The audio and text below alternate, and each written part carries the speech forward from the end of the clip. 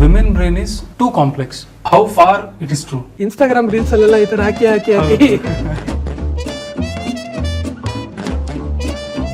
ನಾವು ಒಬ್ಬ ಹುಡುಗ ಒಂದು ಹುಡುಗಿ ನೋಡಿದ ತಕ್ಷಣ ಲವ್ ಅಟ್ ಫಸ್ಟ್ ಆಯ್ತು ಅಂತಾರೆ. ಒಂದೇ ಸತಿ ನೋಡಿರೋದು ಅವನು ಒಂದು ತೆಲಾಡ್ಕೊಂಡಿರ್ತಾರೆ. ಲವ್ ಅನ್ನೋದು ಆದಾಗ ಅವ್ನ ಬ್ರೈನ್ ಅಲ್ಲಿ ಏನಾಗುತ್ತೆ? Neurobiologically speaking the rush of hormones that happens. So ಖುಷಿದು ಹಾರ್ಮೋನ್ ಅಂತ ಹೇಳಿದ್ರೆ ಅದು ಎಂಡಾರ್ಫಿನ್ ಅಂತ ಕರಿತೀವಿ. ಎಂಡಾರ್ಫಿನ್ ರಿಲೀಸ್ ಆಗ್ತಿದಂಗೆ give lot of pleasure. So ಒಂದ್ಸಲಿ ಪ್ಲೆಜರ್ ಸಿಕ್ಕಿದ್ರೆ ಏನ್ ಮಾಡುತ್ತೆ?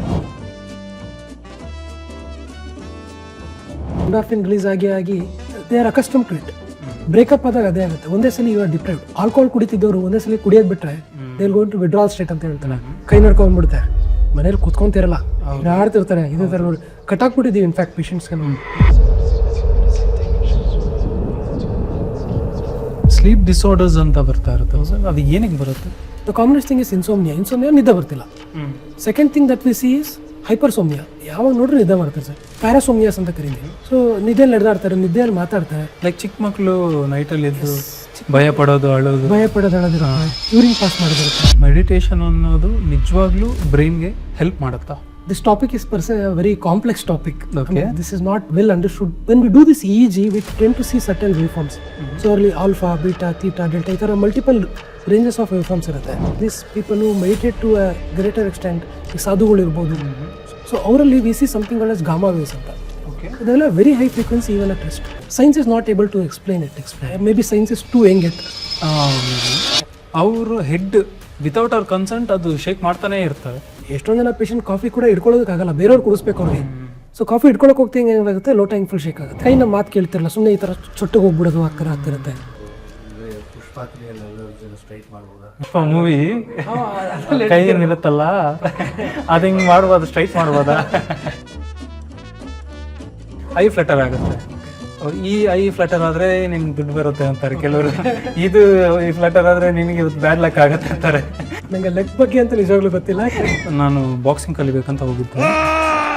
ಹೋಗಿದ ತಕ್ಷಣ ಗ್ಲೌಸ್ ಹಾಕ್ಬಿಟ್ಟು ನನಗೆ 1-2-3 ಪಂಚ್ ಕೊಟ್ಟರು ಚೆನ್ನಾಗಿ. ಆಮೇಲೆ ನಾನು ಹೋಗಿಲ್ಲ, ಅದು ಬೇರೆ ವಿಷಯ. ಎಲ್ಲದಕ್ಕೂ ಕೈ ನೈಟಲ್ಲಿ ಮಲಗಿದ್ರೆ ಸಡನ್ ಆಗಿ ಕೈ ಇದು ಮಾಡೋದು. ಸೊ ಇದು ಏನಕ್ಕೆ ಆಗ್ಬೋದು? Maybe it's a bad traumatic experience. So smoking ಯಾವಾಗ ನಮಗೆ ಅಡ್ವರ್ಸ್ ಎಫೆಕ್ಟ್ ಗೊತ್ತಾಗುತ್ತೆ ಅಂದರೆ 10 ವರ್ಷ ಆದಮೇಲೆ, 8 ವರ್ಷ ಆದಮೇಲೆ. ನಮಗೆ ಕಣ್ಣಿಗೆ ಕಾಣೋದಕ್ಕೆ ಏನೂ ಆಗ್ತಿರಲ್ಲ, ಬಟ್ ಬಾಡಿ ಒಳಗಡೆ ಎಲ್ಲ ಸುಟ್ಟೋಗ್ತಾ ಇರುತ್ತೆ. ಬಾಡಿ ಎಲ್ಲ ಡೈಸೆಕ್ಟ್ ಮಾಡಾದ್ಮೇಲೆ ಲಂಗ್ಸ್ನ ಹಿಂಗೆ ಜಸ್ಟ್ ಸ್ಕ್ವೀಸ್ ಮಾಡಿ ನೋಡ್ತೀವಿ.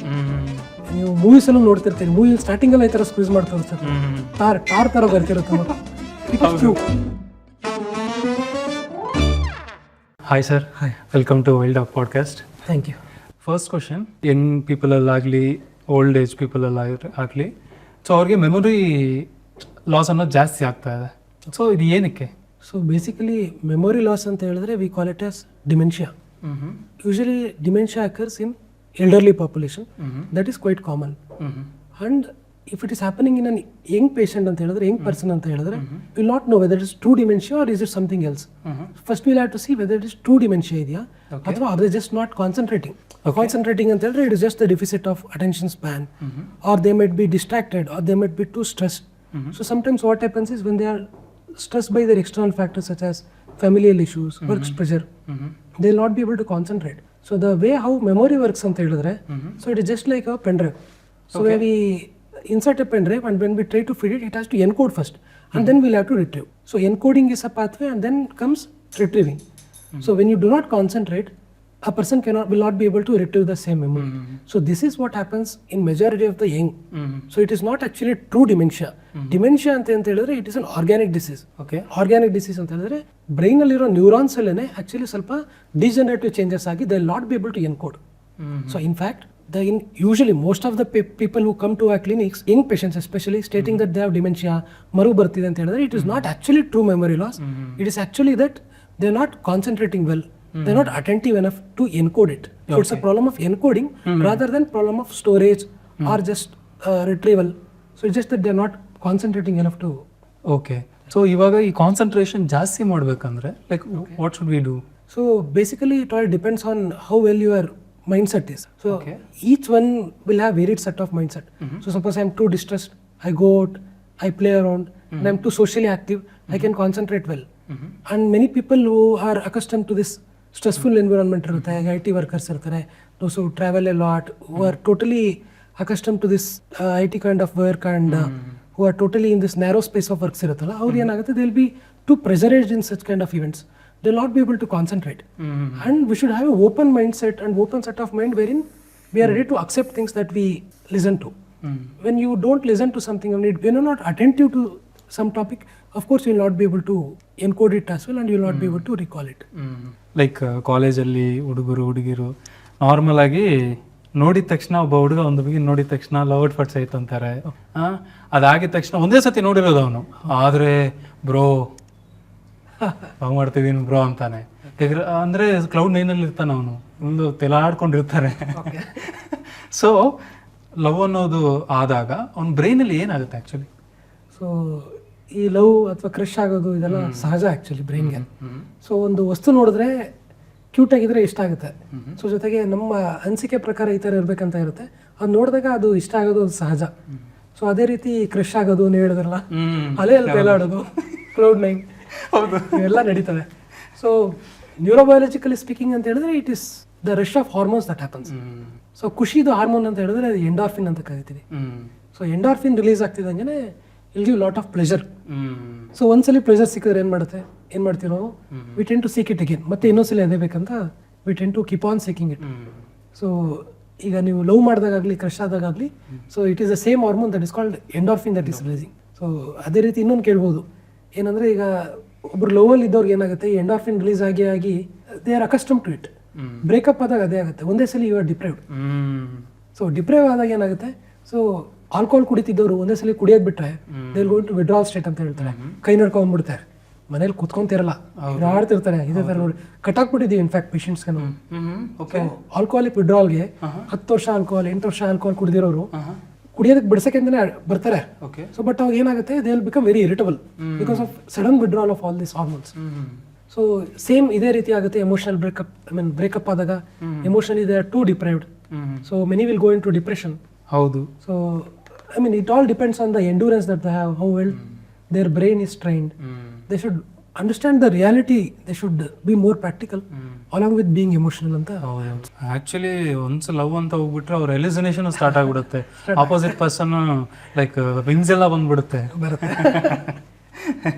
So and sir, alcohol patient like ಅದು ಬಿಡಿಸೋದಕ್ಕೆ ಇದು ಟೈಅಪ್ ಮಾಡಿರೋದೆಲ್ಲ ಹೇಳಿದಾರಲ್ವಾ, ಸೊ ಅದೊಂದು ಕೇಸ್ ಹೇಳ್ತೀರಾ ಯಾವುದಾದ್ರು example? That is very common. ಏನಂತ ಹೇಳಿದ್ರೆ, ಸೊ ಆಲ್ಕೋಹಾಲು ಅಡಿಕ್ಷನ್ ಆಗೋದು ತುಂಬ ಈಸಿ. ಸೊ ಕೆಲವರು ಎಷ್ಟೇ ಕುಡಿದ್ರು ಅಡಿಕ್ಟ್ ಆಗಲ್ಲ, ಅಂದರೆ they will be drinking very occasionally. So ಇದು ಸೋಷಿಯಲ್ ಡ್ರಿಂಕಿಂಗ್ ಪ್ಯಾಟರ್ನ್ ಅಂತ ಕರಿತೀವಿ. ಸೊ ಕೆಲವ್ರದ್ದು ಸೋಷಿಯಲ್ ಡ್ರಿಂಕಿಂಗ್ ಏನಾಗುತ್ತೆ, they find some pleasure in it.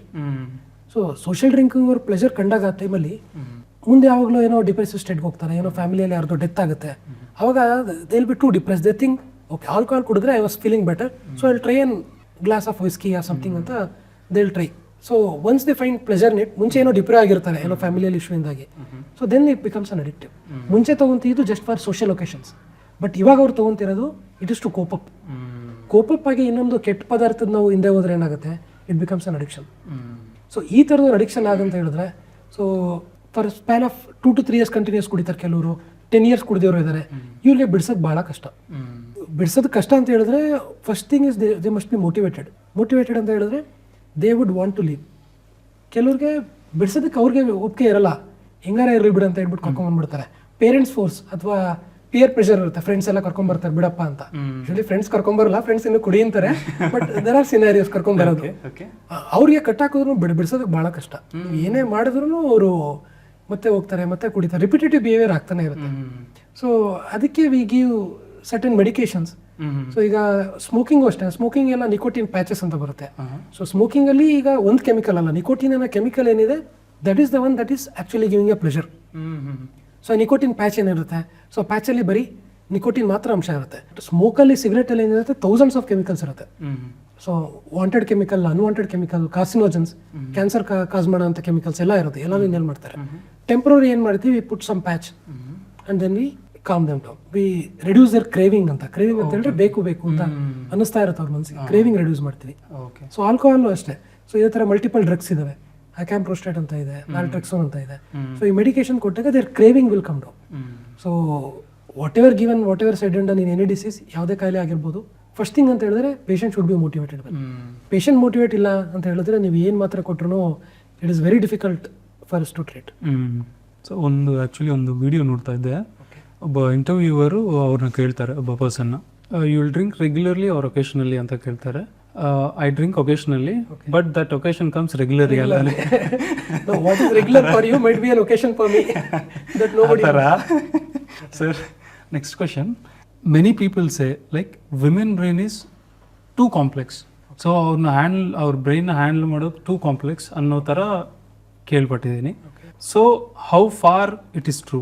So maybe Instagram reels ಅಲ್ಲೆಲ್ಲ ಈ ಥರ ಹಾಕಿ this question has come up ಅಂತ ಅನ್ಸುತ್ತೆ. ಹೌದು. So as a neurologist when I say the number of neurons and density wise it's almost the same. Negligent difference might be there, but it's almost the same. Neural pathway ಏನಿದೆ ಇದೆಲ್ಲ same ಇದೆ. So ಇದಕ್ಕೆ answer ಮಾಡಬೇಕಂತ ಹೇಳಿದ್ರೆ females are bit more emotional than male, that is true, because this emotion is needed. So ನಮ್ಮ ancestor ಆಗಿರ್ಬೋದು, ancestor ಅಂತ ಹೇಳಿದ್ರೆ ವಿ ಕಮ್ ಫ್ರಮ್ ಮಂಕೀಸ್, ನಾವು ಹೇಗೆ ಮಂಗನಿಂದ ಮಾನವ ಅಂತ ಹೇಳ್ತೀವಲ್ಲ ಆ ಥರ, ಫ್ರಮ್ ಪ್ರೈಮೇಟ್ಸ್, ಗೊರಿಲ್ಲಾ, ಚಿಂಪಾನ್ಸಿ, ಈ ಥರ ಥಿಯರಿ ಇದಾವಲ್ಲ. ಸೊ ಇದರಿಂದನೂ ಅಷ್ಟೇ. ಸೊ ಯೂಶ್ವಲಿ ಏನಾಗುತ್ತೆ, female is the one who take CARES of their child. ಹೌದು. ಸೊ ಇದಕ್ಕೆ ಎಮೋಷನ್ ಬೇಕಾಗುತ್ತೆ. ಸೊ ಈ ಎಮೋಷನ್ಗೋಸ್ಕರ ಫೀಮೇಲ್ಸಲ್ಲಿ ಕೆಲವು ಹಾರ್ಮೋನ್ಸ್ ಜಾಸ್ತಿ ಇರುತ್ತೆ. ಯಾವುದು? ಆಕ್ಸಿಟೋಸಿನ್ ಅಂತ ಹಾರ್ಮೋನ್ಸ್, ಪ್ರೊಲ್ಯಾಕ್ಟಿನ್ ಅಂತ hormone, this are all called as bonding hormones. So ಈ ಬಾಂಡಿಂಗ್ ಅನ್ನೋದು ಫೀಮೇಲ್ಸಲ್ಲಿ ಸ್ವಲ್ಪ ಜಾಸ್ತಿ ಮೇಲ್ಗಿಂತ. ಸೊ ಅದು ಬಿಟ್ಟರೆ ದರ್ ಇಸ್ ನೋ ರಿವೈರಿಂಗ್ ಅಥವಾ ಬ್ರೈನಲ್ಲಿ ಏನೋ ಬೇರೆ ಆರ್ಗನ್ ಇದೆ ಆ ಥರ.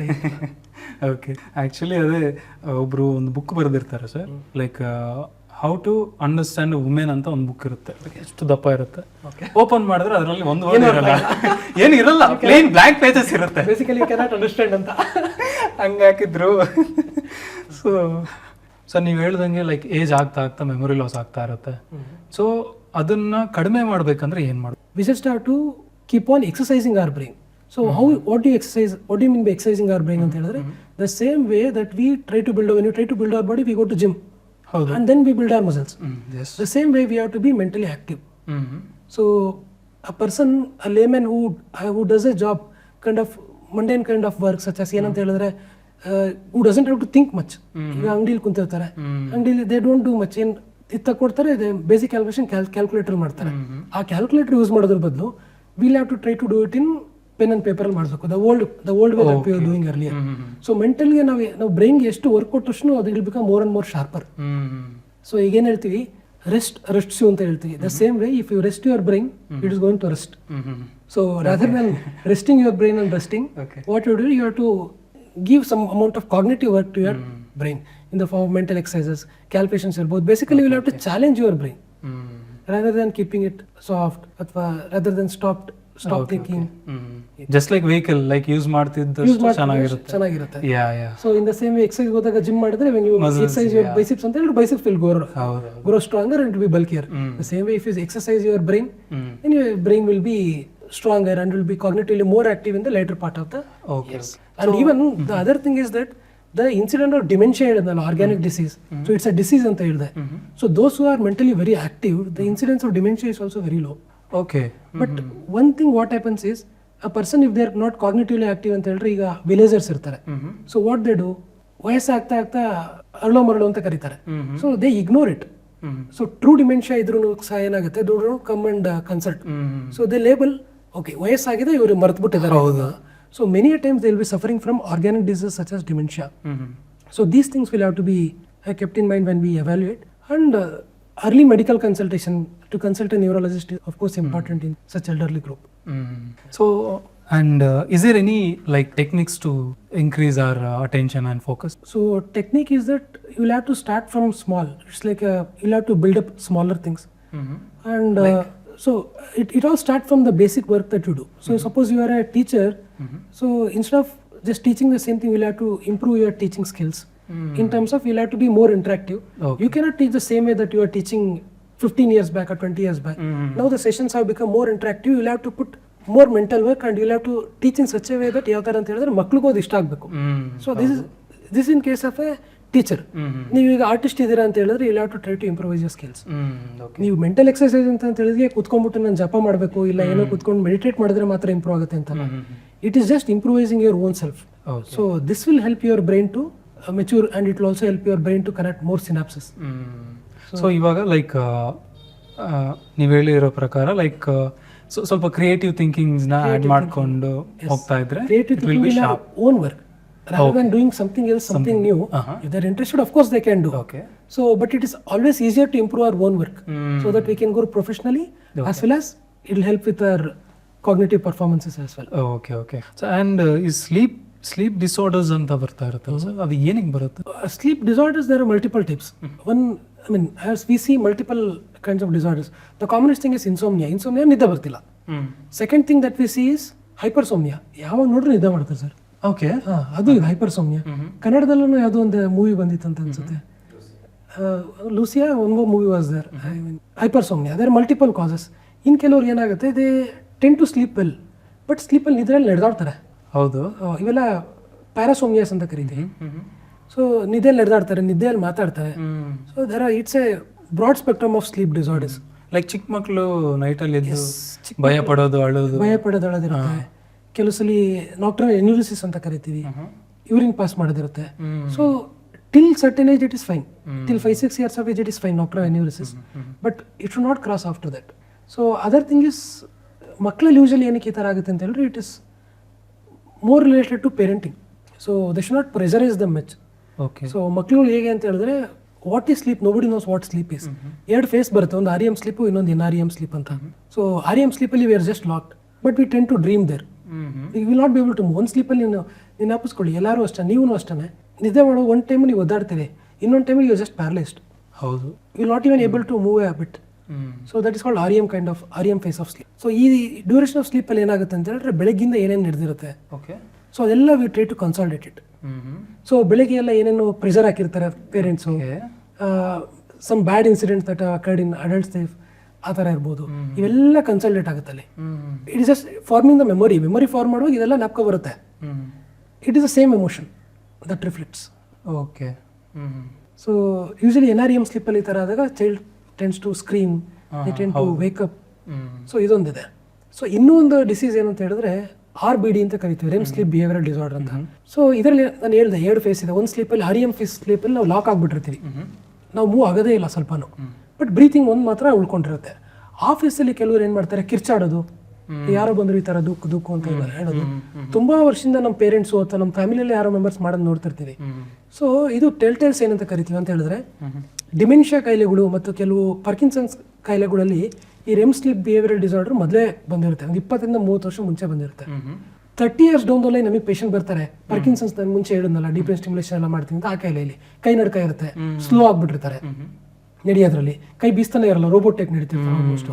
ಈ ಕಾಯಿಲೆಯವ್ರು ನಾವು ಕೇಳಿ ನೋಡಿದ್ರೆ, ಸರ್ 20 ವರ್ಷದಿಂದ ನೈಟ್ ಮಾತಾಡ್ತಾರೆ ಅಂತ ಹೇಳ್ತಾರೆ.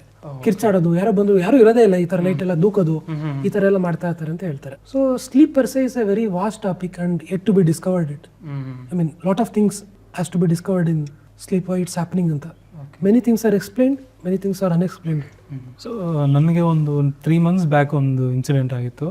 ನಾನು ಬಾಕ್ಸಿಂಗ್ ಕಲಿಬೇಕಂತ ಹೋಗಿದ್ದೆ. ಹೋಗಿದ ತಕ್ಷಣ ಗ್ಲೌಸ್ ಆಗಿಬಿಟ್ಟು ನನಗೆ 1-2-3 ಪಂಚ್ ಕೊಟ್ಟರು ಚೆನ್ನಾಗಿ. ಅವಾಗಿಂದ ಅವ್ರು ಹೊಡಿಬೇಕಾದ್ರೆ like I need to guard myself, so and I need to punch. So ಇದು 2 days ನಡೀತು. ಆಮೇಲೆ ನಾನು ಹೋಗಿಲ್ಲ, ಅದು ಬೇರೆ ವಿಷಯ. ಎಲ್ಲದಕ್ಕೂ ಕೈ ಅಲ್ಲಿಂದ 2-3 days ನಾನು ನೈಟಲ್ಲಿ ಮಲಗಿದ್ರೆ ಸಡನ್ ಆಗಿ ಕೈ ಇದು ಮಾಡೋದು, ಗಾರ್ಡ್ ಮಾಡೋದು ಆಗ್ತಾ ಇತ್ತು. ಸೊ ಇದು ಏನಕ್ಕೆ ಆಗ್ಬೋದು? Maybe it's a bad traumatic experience. So you will trend to recall all this event during your sleep. ಕನ್ಸಲ್ಟೇಟ್ ಆಗ್ತಾನೆ ಇದೆ ಆಗಿರೋದು, more strong and strong. Maybe you should just ignore it. 3 days ಇತ್ತು, ಅದಾದಮೇಲೆ clear ಆಯಿತು. Usually boys, mainly boys ಏನು ಮಾಡ್ತಾರೆ, ಈ ಥರ ತುಂಬ ಕುತ್ಕೊಂಡು ಅವ್ರೇನು ಮಾಡ್ತಾರೆ, ಬ್ಯಾಕ್ ಸ್ವಲ್ಪ ಅನ್ಕಂಫರ್ಟಬಲ್ ಇದ್ದಾಗ ಬ್ಯಾಕ್ ಕ್ರ್ಯಾಕ್ ಮಾಡ್ತಾರೆ. ಸೊ ಈ ಥರ ಬ್ಯಾಕ್ ಕ್ರ್ಯಾಕ್ ಮಾಡ್ಬೋದಾ? ಇದು ಕ್ರ್ಯಾಕ್ ಅಂತ ಹೇಳಿ ಕನ್ನಡದಲ್ಲಿ ಲೊಟ್ಕೆ ತೆಗೆಯೋದು ಅಂತ ಕರಿತೀವಿ. ಹೌದು, ಕರೆಕ್ಟ್. ಹೌದು. ಸೊ ಲೊಟ್ಕೆ ತೆಗಿಬೋದು, ಲೊಟ್ಕೆ ತೆಗೆಯೋದ್ರಲ್ಲಿ ಏನು ಡೇಂಜರ್ ಇಲ್ಲ. ಓಕೆ. ಸೊ ಯೂಶಲಿ ನಾವು ಬೆರಳಲ್ಲಿ ನೋಡಿ, ಈಗಲೂ ಅಷ್ಟೇ ಒಂದು ಲೊಟ್ಕೆ ಬರ್ತಾ ಇದೆ ಬೆರಳು ತೆಗೆದ್ರೆ. ಸೊ ಇದೇನಂದ್ರೆ ಸ್ವಲ್ಪ ಜಾಸ್ತಿ ಹೊತ್ತು ಹಿಂಗೆ ಕುಂತಾಗ ಗ್ಯಾಸ್ ಬಬಲ್ ಫಾರ್ಮ್ ಆಗಿರುತ್ತೆ, ಗ್ಯಾಸ್ ಬಬಲ್ ಬರ್ಸ್ಟ್ ಆಗುತ್ತೆ ಅಷ್ಟೇ. ನೀವು ಬೆಲ್ಲು ನೋಡಿದಾಗ ಹೇಗೆ ಸೌಂಡ್ ಬರೋದು. ಹೌದು. ಸೊ ತೆಗಿಲೇಬೇಕಂತ ಏನಿಲ್ಲ, ಅದು it is not a need. ನಿಮಗೆ ಸ್ಟಿಫ್ ಅನ್ಸಿದ್ರೆ you can do it. But ಇದರಲ್ಲಿ ನಾನು ಇನ್ಸ್ಟಾಗ್ರಾಮಲ್ಲಿ ಮತ್ತು ಯೂಟ್ಯೂಬಲ್ಲಿ ಒಂದು ವಿಡಿಯೋ ನೋಡ್ತಿದ್ದೆ, ಬಟ್ ಪ್ರಾಕ್ಟಿಕಲಿ ನಾನು ಈ ಥರ ತುಂಬ ಕೇಸಸ್ ನೋಡಿದ್ದೀನಿ. One thing that I would suggest everyone is cutting shop, hair ಸಲೂನಲ್ಲಿ ಏನು ಮಾಡ್ತಾರೆ, ಕುತ್ಕೆನ ಐತೆ ಹಿಡ್ಕೊಂಡ್ಬಿಟ್ಟು ಹಿಂಗೆ ಲೊಟ್ ಅಂತ ಹಿಂಗೆ ತೆಗಿತಾರೆ. ಹೌದು, ಅದು ಬರೀ ಪೈನ್ ಆಗೋದಲ್ಲ. ನೀವು ಎಲ್ಲ ಸಾಮಾನ್ಯವಾಗಿ ನೋಡಿರ್ಬೋದು, ಒಂದು Instagram it was very viral ಆ ರೀಲ್. ತೆಗಿತಿದಂಗೆ ಏನಾಗುತ್ತೆ, ಪೇಷಂಟಿಗೆ ಪ್ರಜ್ಞೆ ಬಿದ್ದೋಗ್ಬಿಡ್ತಾನಲ್ಲೇ. ಸೊ ಅದೇ ಟೈಮಲ್ಲಿ ಅವ್ನು ಪ್ರಾಣ ಹೋಗುತ್ತೆ. ಸೊ ಅದೇನಕ್ಕಾಗುತ್ತೆ ಅಂತ ಹೇಳಿದ್ರೆ ವರ್ಟಿಬ್ರಲ್ ಆರ್ಟ್ರಿ ಅಂತ ಇರುತ್ತೆ. ಹಾರ್ಟಿಂದ ನಮ್ಮ ತಲೆಗೆ ರಕ್ತನಾಳ ಒಂದು ಮೇನ್ ವರ್ಟಿಬ್ರಲ್ ಆರ್ಟ್ರಿ. ಸೊ ಅದು ಭಾಳ ಮೆದುಳಿಗೆ ಭಾಳ ಇಂಪಾರ್ಟೆಂಟ್ ಜಾಗ ಇದೆ, ಬ್ರೈನ್ ಸ್ಟೆಮ್ ಅಂತ. ಅಲ್ಲೇ ನಮ್ಮ ಉಸಿರಾಟದ ಜಾಗ ಇರೋದು. ಆ ಜಾಗಕ್ಕೆ ರಕ್ತ ಸಂಚಾರ ಕೊಡುತ್ತದು. ಸೊ ಸಡನ್ ಆಗಿ ಈ ಥರ ಟರ್ನ್ ಮಾಡಿದಾಗ ಏನಾಗುತ್ತೆ, ಆ ರಕ್ತನಾಳ ರಪ್ಚರ್ ಆಗ್ಬಿಡುತ್ತೆ. Simple manure. ಎಲ್ಲಾ ಕಡೆ ಲೊಟ್ಕೆ ತೆಗೆಯೋದು ಇಟ್ ಇಸ್ ಕ್ವೈಟ್ ಫೈನ್. ತೆಗೆದ್ರು ನಾವೇ ಸಿಂಪಲ್ ಆಗಿ ತಗೊಬೇಕು. ಏನು ಲೊಟ್ಕೆ ಅಂತ ಹೇಳ್ಬಿಟ್ಟು ಜೋರ ಹಿಂಗೆ ಎತ್ತಿ ಹಿಡಿಯೋದು ಆ ಥರದ್ದೆಲ್ಲ ಮಾಡ್ತಾರಲ್ಲ, ಆ ಥರ ಹರಸಾಹಸ ಮಾಡಕ್ ಹೋಗ್ಬಾರ್ದು. ಸಿಂಪಲ್ ಪ್ರೊಸೀಜರ್ಸ್ ಬೇಕಾದ್ರೆ ಕೈಯಲ್ಲಿ ಈ ಥರ ಮಾಡೋದೆಲ್ಲ ಮಾಡ್ಬೋದು. ನಮ್ಮ ಬಾಯ್ಸ್ ಎಲ್ಲ ಸಾಹಸನೆ ಮಾಡೋದು ಸರ್, ಹಿಂಗೆ ಇಟ್ಕೋತಾರೆ, ಒಬ್ಬ ಹಿಂದೆಯಿಂದ ಎತ್ತ ಮೇಲೆ ಆಗಿದೆ, ಮಿಸ್ಅಡ್ವೆಂಚರ್ಸ್ ಆಗಿದೆ.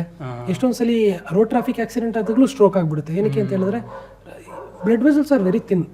ಇಲ್ಲಿ ಕಾಣುತ್ತಲ್ಲ ಇವೆಲ್ಲ ಬ್ಲಡ್ ವೆಸಲ್ಸ್. ಎಷ್ಟು ಥಿನ್ ಇದೆ ಅಂತ ಹೇಳಿದ್ರೆ it is just like a rubber tubing, small very thin rubber tubing ಅಷ್ಟೇ. ಸ್ವಲ್ಪ ಹಿಂಗೆ ಟರ್ನ್ ಮಾಡಿದ್ರು ರಪ್ಚರ್ ಆಗೋ ಚಾನ್ಸಸ್ ಇರುತ್ತೆ. ಡೈಸೆಕ್ಷನ್ ಅಂತ ಕರಿತೀವಿ, ಆರ್ಟೀರಿಯಲ್ ಡೈಸೆಕ್ಷನ್. ಒಂದೇ ಸಲ ರಕ್ತ ಬ್ರೈನ್ಗೆ ಹೋಗೋ ಸ್ಟಾಪ್ ಆಯ್ತು ಅಂತ ಹೇಳಿದ್ರೆ it can lead to certain death and stroke. So ಇನ್ನೊಂದು ನಾರ್ಮಲಿ ಜನ ಕೂಡ ಸುಮ್ಮನೆ ಹಿಂಗೆ ಜೋರಾಗಿ ಅಂತ ಇರ್ತಾರೆ, ಅದನ್ನು ಅನ್ಬಾರ್ದು. ಬೆಟರ್ ಟು ಅವಾಯ್ಡ್ ಅಂತ ಹೇಳ್ತೀನಿ. ಜಸ್ಟ್ ಸಿಂಪಲ್ ಲೈಟ್ ಎಕ್ಸಸೈಸ್, ಈ ಥರ ಸ್ಟ್ರೆಚ್ ಎಕ್ಸಸೈಸಸ್ ಮಾಡ್ಬೋದು. ಸೊ ಆ್ಯಂಡ್ ಸರ್, ಈ ಜನ್ರೇಷನಲ್ಲಿ ಡಿಸಿಪ್ಲಿನ್ ಫಾಲೋ ಮಾಡೋದಂದ್ರೆ ತುಂಬ ಟಫ್ ಆಗಿಬಿಟ್ಟಿದೆ. ಸಮಥಿಂಗ್ ಡಿಫಿಕಲ್ಟ್ ಥಿಂಗ್ ಡಿಸಿಪ್ಲಿನ್ಡ್ ಆಗಿರಬೇಕು ಅಂದರೆ ನಮ್ಮ ಮೈಂಡ್ ಲೈಕ್ ಬಿಡಲ್ಲ ಅದು. ಸೊ ಮತ್ತೆ ಕಂಫರ್ಟ್ ಝೋನ್ಗೆ ಕರ್ಕೊಂಡು ಹೋಗುತ್ತೆ. ಇದನ್ನ ನಾವು ಅಭ್ಯಾಸ ಮಾಡ್ಕೋಬೇಕಂದ್ರೆ so what should we do? So discipline ಅಂತ ಹೇಳಿದ್ರೆ ನಮಗೆ ಶ್ರದ್ಧೆ ಇರಬೇಕಂದ್ರೆ ಚಂಚಲತೆ ಇರಬಾರ್ದು ಅಂತ ಹೇಳ್ತೀವಿ. ಚಂಚಲತೆ ಅಂತ ಹೇಳಿದ್ರೆ ಏನಾಗಿದೆ, ಈಗ ಎಲ್ಲ ಇನ್ಸ್ಟಾಗ್ರಾಮ್, ಯೂಟ್ಯೂಬ್ ಅಲ್ಲ, these are good to some extent. We should know how to utilise them. They should all be in limits. So what happens when you see Instagram ಅಂತ ಹೇಳಿದ್ರೆ it's all very instant. It's instantaneous. Instagram itself, it is instant. It will give you instant pleasure. So when you can get pleasure on an instant, why do you want to do something else that gives you pleasure on a longer term? So ಈಗ ಮಕ್ಳುಗಳು ಏನು ಮಾಡ್ತಾರೆ, ಸ್ಕೂಲಲ್ಲಿ ಓದ್ತಿರುವಾಗ ಇಲ್ಲ ಕಾಲೇಜಲ್ಲಿ ಓದ್ತಿರುವಾಗ Instagram addict ಆಗಿಬಿಡ್ತಾರೆ. When they pass, they definitely enjoy. When they get rank, they definitely do enjoy. So the hormone that surges there is called dopamine. Yes. You get the same surge of dopamine even when you watch Instagram. So they get addicted to this kind of pattern. So what they do is they follow this trend of watching more of Instagram and getting instant gratification rather than looking for a longer term goals.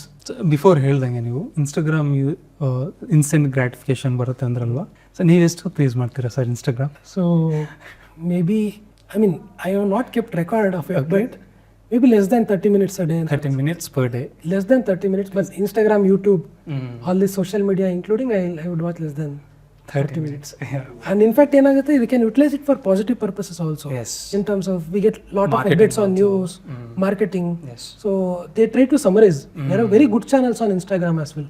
They give a lot of information. Instead of watching news for 1 hour in a specific period of time, even if you watch Instagram, few of the reels are very, it depends on what content you are watching rather than just Instagram. So Instagram antidengane we cannot bad label every channel on the Instagram. There's very good channels as well.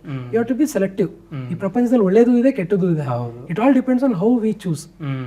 Actually ನಾನು scroll ಮಾಡಬೇಕಾದ್ರೆ ನನಗೆ ನಾನು analyse ಮಾಡಿದ್ರೆ ಏನಂದರೆ ನಾನು actually executive ರೀಲ್ಸ್ನ ನಾನು ಜಾಸ್ತಿ ನೋಡ್ತಾ ಇರ್ತೀನಿ. ಸೊ ಕ್ರಿಯೇಟಿವ್ ಫೀಲ್ಡ್ ನೋಡ್ತಾ ಇರ್ತೀನಿ. ಫಸ್ಟ್ ಫ್ಯೂ ರೀಲ್ಸ್ ಲೈಕ್ ಕ್ರಿಯೇಟಿವ್ದೇ ಬರ್ತಾ ಇರುತ್ತೆ. ಸೊ ಆಫ್ಟರ್ ದಟ್ 1 by 1 ಬೇರೆ ಕಂಟೆಂಟ್ ಬರ್ತಾ ಇರುತ್ತೆ. ಲೈಕ್ ಡೂಮ್ ಸ್ಕ್ರೋಲಿಂಗ್ ಆಗೋದಕ್ಕೆ ಸ್ಟಾರ್ಟ್ ಆಗ್ಬಿಡುತ್ತೆ. ಸೊ ಈ ಒಂದು ಟ್ರ್ಯಾಪಲ್ಲಿ ಹೋಗಿ ಬೀಳ್ತಿದ್ದೀವಿ. ಸೊ ಮೇ ಬಿ ಆಲ್ಗರಿದಮ್ ಅನ್ನೋದು ಆ ಥರ ಸೆಟ್ ಮಾಡಿದ್ದಾರೆ ಅನ್ಸುತ್ತೆ. ಆ್ಯಂಡ್ ಇದ್ರ ಹಿಂದೆ ಲೈಕ್ ಸೈಂಟಿಸ್ಟ್ ಎಲ್ಲ they are working to grab these ಅಂತ ಇದೆ. ನಿಜಾನ ಅದು? ಹೌದು, ಆ ಥರ ಅನ್ಸುತ್ತೆ. I mean it is just common man's understanding that I can tell ಅಷ್ಟೇ. I'm not an expert in it. So usually they keep such kind of algorithms ಅಂತ ಅನ್ಸುತ್ತೆ. Once you see a particular kind of video, once you scroll again, it's not just scrolling. I think it even listens to what we speak. True. This is from my personal experience, but not from any specific data as such. And whatever you speak, I think it records, it comes on the next day. Suppose I search for a snack today ಅಂತ ಹೇಳಿದ್ರೆ, some noodles or some chocolate, it comes on the next day. Yeah. So they collect all our feeds, and I think we are given permission in blank to all these kinds of Instagrams and other entertainment medias. And one more thing ನಾನು observe ಮಾಡಿದ್ದು sir, ನಾವು ಮಾತಾಡೋದು record ಮಾಡ್ತಿದೆ. ನನ್ಗೆ ಅನ್ಸಿದ್ದು ಗೊತ್ತಿಲ್ಲ actually record ಆಗುತ್ತೆ. ಹೌದಾ? 100% record ಆಗುತ್ತೆ. ಬಟ್ ಜಸ್ಟ್ ಥಿಂಕ್ ಮಾಡಿದ್ರೆ ಅದು ವೇವ್ ಲೆಂತ್ ನ ಮ್ಯಾಚ್ ಮಾಡುತ್ತೆ ಅನ್ನೋದು ಒಂದು ಟಾಪಿಕ್ ಬಂದಿತ್ತು. ಓಕೆ, ಮಾಡಿ ಅದು ನೆಕ್ಸ್ಟ್ ಡೇನೋ ಆರ್ ನೆಕ್ಸ್ಟ್ ರೀಲ್ಸ್ ಅಲ್ಲೂ ಅದು ಬರುತ್ತೆ ಅಂತಾನು ಒಂದು ಇಂಟರ್ವ್ಯೂ ಅಲ್ಲಿ ನೋಡಿದ್ದೆ. I don't know that. It cannot, I mean ಈಗ ನ್ಯೂರಾಲಿಂಕ್ ಅಂತೆಲ್ಲ ಬಂದಿದೆ, planning to implant a chip into the brain. Yes. It is somewhat successful as per as I have seen. So maybe a superhuman could evolve in the near future, but as of right now I don't think it can capture you. I think it is just based on the pattern of your search. ನೀವು ಹೇಗೆ search ಮಾಡಿರ್ತೀರಿ ಅದ್ರ ಮೇಲೆ. So even if it is related, I think it can predict. So maybe it is using the algorithm wherein ಇವತ್ತು ನೀವು ಈಗ for example ಒಂದು shirt ಬಗ್ಗೆ search ಮಾಡ್ತೀರಿ ಇವತ್ತು, tomorrow you might be thinking of just buying a good tie. You might have not even searched, you might have not even told someone. So maybe it is becoming more intelligent than humans. So AI is of course intelligent than humans to certain extent. So it is the algorithm ಅಂತ ಅನ್ಸುತ್ತೆ. Neuralink ಅದು ಏನದು actually? So Neuralink ಅಂತ ಹೇಳಿದ್ರೆ it is an Elon Musk's project. So ಏನಾಗ್ತದೆ, they are trying to record all the brain electrical signals. So ನಾವು ಈಸಿ ಮಾಡಿದಾಗ ಏನು ಮಾಡ್ತೀವಿ, we try to record the electrical signals from the brain and then we try to interpret it. So it is called as BCI. It's called brain computer interface. Okay. So Neuralink ಏನು ಮಾಡ್ತಿದ್ದಾರೆ, suppose a person is deaf or dumb, so he will not be able to communicate. So maybe this link, I mean it is not completely evolved yet, so it can just perceive what you think just by the waveforms. So ನಾವು ಈಸಿ ಮಾಡಿದಾಗ ಏನು ಮಾಡ್ತೀವಿ, scalp ಮೇಲ್ಗಡೆ, scalp ಅಂತ ಹೇಳಿದ್ರೆ ಇಲ್ಲಿ ತಲೆ ಮೇಲ್ಗಡೆ ಏನು ಮಾಡ್ತೀವಿ, ಮಲ್ಟಿಪಲ್ ಎಲೆಕ್ಟ್ರೋಡ್ಸ್ ನ ಇಡ್ತೀವಿ. ಎಲೆಕ್ಟ್ರೋಡ್ಸ್ ನ ಇಟ್ಬಿಟ್ಟು ಏನು ಮಾಡ್ತೀವಿ, multiple wave forms will come. So based on this wave forms we can tell whether is thinking, whether is closing his eyes, whether is sleeping, ಯಾವ ಸ್ಟೇಜ್ ಆಫ್ ಸ್ಲೀಪ್ ಅಲ್ಲಿ ಇದ್ದಾರೆ, all these things we can analyse. So ಅವ್ರು ಏನು ಮಾಡಿದ್ದಾರೆ, they have one step ahead. I mean they have implanted the electrode directly on the brain, this chip. Okay. I mean the complete data is not out yet, but it will be based on this easy waveform that they are trying to collect all the waveform signals and they are trying to predict what we think and what we are intending to. Like okay sir, ಇವಾಗ let's say ಒಂದು device connect ಮಾಡಬೇಕಂದ್ರೆ there will be a certain point ಇರುತ್ತೆ. Okay. There is a space, like plug ಮಾಡಬೇಕಂದ್ರೆ plug point ಇರುತ್ತೆ. Okay. So brain ಅಲ್ಲಿ all round nerves ಇರುತ್ತಲ್ವಾ, ಎಲ್ಲಿ plan ಮಾಡ್ತಾರೆ? There are actually 86 billion neurons. Yes. Okay. It is not just a single neuron, it's interaction of all these neurons. Okay. So we have few advances in neurology also, such as deep brain stimulation. This we have been doing since many years, even in Bangalore as well. So when we were working in Nimans earlier, so we were doing this routine procedure called deep brain stimulation. So ಇದನ್ನ ಯಾವಾಗ use ಮಾಡ್ತಿದ್ವಿ ಅಂತ ಹೇಳಿದ್ರೆ, I mean although this topic is bit deviating, but it is still related to this Neuralink. So ಎರಡು electrode ನ place ಮಾಡಿರ್ತೀವಿ brain ಒಳಗಡೆ. So GPI nucleus ಅಂತ ಕರಿತೀವಿ, ನ್ಯೂಕ್ಲಿಯಸ್ ಹತ್ರ ಪ್ಲೇಸ್ ಮಾಡಿರ್ತೀವಿ. So then will have a remote, external remote. So people with Parkinsonism ಅಂದ್ರೆ it's movement disorder. So ನಡೆಯೋದು ಸ್ಲೋ ಆಗ್ಬಿಟ್ಟಿರ್ತಾರೆ, ಎಲ್ಲರಲ್ಲಿ ನೋಡಿರ್ಬೋದು, ಹಿಂಗೆ ಕ್ರಾಲ್ ಮಾಡ್ಕೊಂಡು ನಿಧಾನಕ್ಕೆ ನಡೀತಾ ಇರ್ತಾರೆ ಪಾರ್ಕಲ್ಲೆಲ್ಲ ಅಜ್ಜಂದು. ಸೊ ಅವ್ರು ತುಂಬಾ ಸ್ಲೋ ಆದಾಗ we do this procedure call DBS. ಅವಾಗ ಎರಡು ಎಲೆಕ್ಟ್ರೋಡ್ ನ ಪ್ಲೇಸ್ ಮಾಡಿ then we try to control it externally by a remote.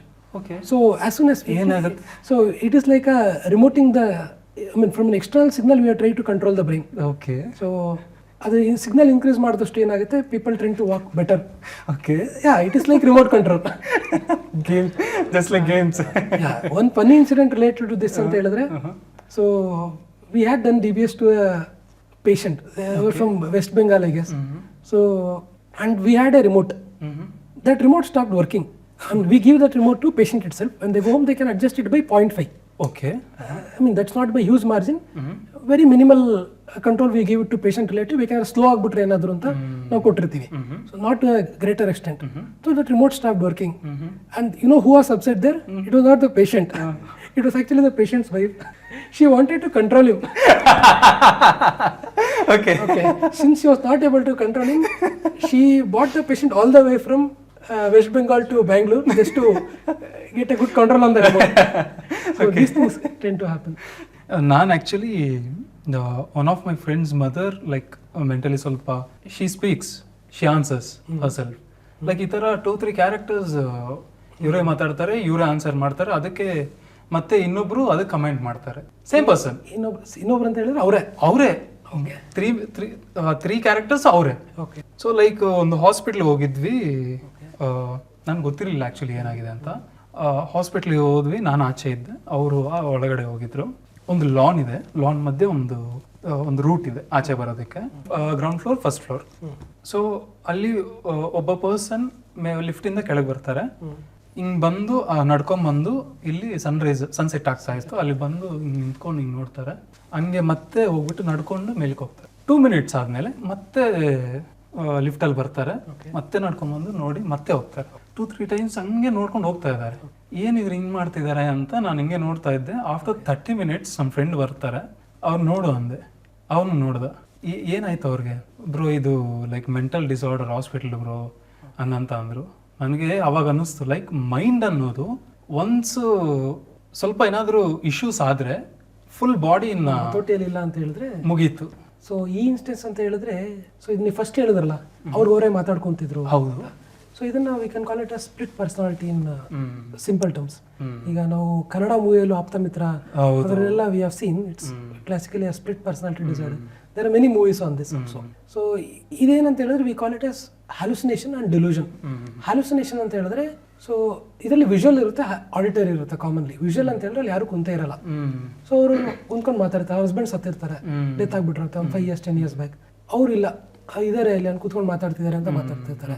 So delusion ಅಂತ ಹೇಳಿದ್ರೆ false firm belief. Firm belief ಏನಂತ ಇರುತ್ತೆ, ಇವತ್ತು ನಾನು ಚಪ್ಪಲಿ ಹಾಕೊಂಡ್ರೆ ನಂಗೆ ತಲೆನೋವು ಬರುತ್ತೆ. This is no way connected. So ಈಗ ಚಪ್ಪಲಿ ಹಾಕೊಳ್ಳೋದಕ್ಕೂ ತಲೆನೋವು ಬರೋದಕ್ಕೂ, so there are many people who are cognitively intact, who are well and they are academically they have exceeded also, but still they tend to have these kind of delusions and hallucinations. So it can either be ಎರಡು ಥರ ಇರ್ಬೋದು. Organic ಅಂತ ಕರಿತೀವಿ, ಇನ್ನೊಂದು it is purely psychiatric. Organic ಅಂತ ಹೇಳಿದ್ರೆ we usually neurologist train to treat this organic disorders. ಕೆಲವು autoimmune disorders ಅಂತ ಕರಿತೀವಿ. ಸೊ ರೋಗ ನಿರೋಧಕ ಶಕ್ತಿ ಇರುತ್ತಲ್ಲ ನಮ್ಮ ಮೈಯಲ್ಲಿ, ಆ ಮೈಯಲ್ಲಿರೋ ರೋಗ ನಿರೋಧಕ ಶಕ್ತಿ ನಮ್ಮ ಬ್ರೈನ್ ಅಟ್ಯಾಕ್ ಮಾಡಿದಾಗ ಏನಾಗುತ್ತೆ, ನಮ್ಮ ಮೆದುಳನ್ನ ಅಟ್ಯಾಕ್ ಮಾಡಿದಾಗ, ಸೊ ಆಟೋಇಮ್ಯೂನ್ ಡಿಸಾರ್ಡರ್ಸ್ ಅಂತ ಕರಿತೀವಿ. ಸೊ ಅವಾಗ ಈ ಹ್ಯಾಲುಸಿನೇಷನ್ಸ್ ಡಿಲ್ಯೂಷನ್ಸ್ ಎಲ್ಲ ಬರೋಕ್ಕೆ ಪಾಸಿಬಿಲಿಟಿ ಇರುತ್ತೆ. ಇನ್ನೊಂದು ಸ್ಪೆಕ್ಟ್ರಮ್ ಆಫ್ ಡಿಸಾರ್ಡರ್ಸ್ ಅಂದ್ರೆ this are psychiatric group of disorders, psychiatrist usually treat. ಇದನ್ನ ಹ್ಯಾಲುಸಿನೇಷನ್ ಡಿಸಾರ್ಡರ್, ಇದು ಸ್ಕಿಜೋಫ್ರೇನಿಯಾ ಅಂತ ಕಾಯಿಲೆಗಳಲ್ಲಿ ಕಾಮನ್ ಆಗಿ ನೋಡ್ತೀವಿ. So schizophrenia usually occurs in younger population, but it can occur in elderly also. And people suffering from schizophrenia ಏನಂತ ಹೇಳಿದ್ರೆ, they tend to have mainly visual hallucination and auditory hallucinations as well. So ಯಾರು ಇರಲ್ಲ, ಸುಮ್ಮನೆ ಮಾತಾಡ್ಕೊಳ್ಳೋದು. They are in their own world. They are in their own world of their what they are perceiving, and they are deluded that ಇದು ನಿಜವಾಗ್ಲೂ ಈ ತರ ಆಗಿದೆ ಅಂತ ನೀವು ಎಷ್ಟೇ ಹೇಳಿದ್ರು they will not be coming out of it. So ಈ ತರ ಡಿಸಾರ್ಡರ್ಸ್ ಇರುತ್ತೆ. ನಾನು ಈ ನ್ಯೂರೋಲಜಿ ಬಗ್ಗೆ ಲೈಕ್ ಸ್ಟಡಿ ಮಾಡ್ತಿರ್ಬೇಕಾದ್ರೆ ಈ ಮೆಡಿಟೇಷನ್ ಅನ್ನೋ ಒಂದು ಕಾನ್ಸೆಪ್ಟ್ ಬಂದಿದೆ. ಆ್ಯಕ್ಚುಲಿ ಮೆಡಿಟೇಷನ್ ಅನ್ನೋದು ನಿಜವಾಗ್ಲೂ ಬ್ರೈನ್ಗೆ ಹೆಲ್ಪ್ ಮಾಡುತ್ತಾ? So this topic is per se a very complex topic. Okay. I mean, this is not well understood yet. I mean, one complexities among neuroscience ಅಂತ ಕರಿಬಹುದು. Okay. ಏನಕ್ಕೆ ಅಂದ್ರೆ people who meditate ಅಲ್ಲ, so there have been multiple recordings on this EEG. ಈಗ ನಮಗೂ ತಲೆ ಒಳಗಡೆ ಏನು ಹೋಗ್ತಿದೆ ಅಂತ ನಮಗೆ ಗೊತ್ತಿರಲ್ಲ. Even being a neurologist, ತಲೆ ಒಳಗಡೆ ಅವ್ರು ಏನು ಥಿಂಕ್ ಮಾಡ್ತಿದ್ದಾರೆ nobody can predict. We can just predict the pattern ಅಷ್ಟೇ. So when we do this EEG, we tend to see certain waveforms. So early alpha, beta, theta, delta, ಈ ತರ multiple ranges of waveforms irutte. So what interesting that we have seen among these people who meditate to a greater extent, ಈ ಸಾಧುಗಳು ಇರ್ಬೋದು. So may be ಸಾಧು ಸಂತರುಗಳು ಅಥವಾ ಕೆಲವರು they are deeply indulged into this meditation. So ಅವರಲ್ಲಿ we see something called as gamma waves ಅಂತ. Okay. So they will have very high frequency even at rest.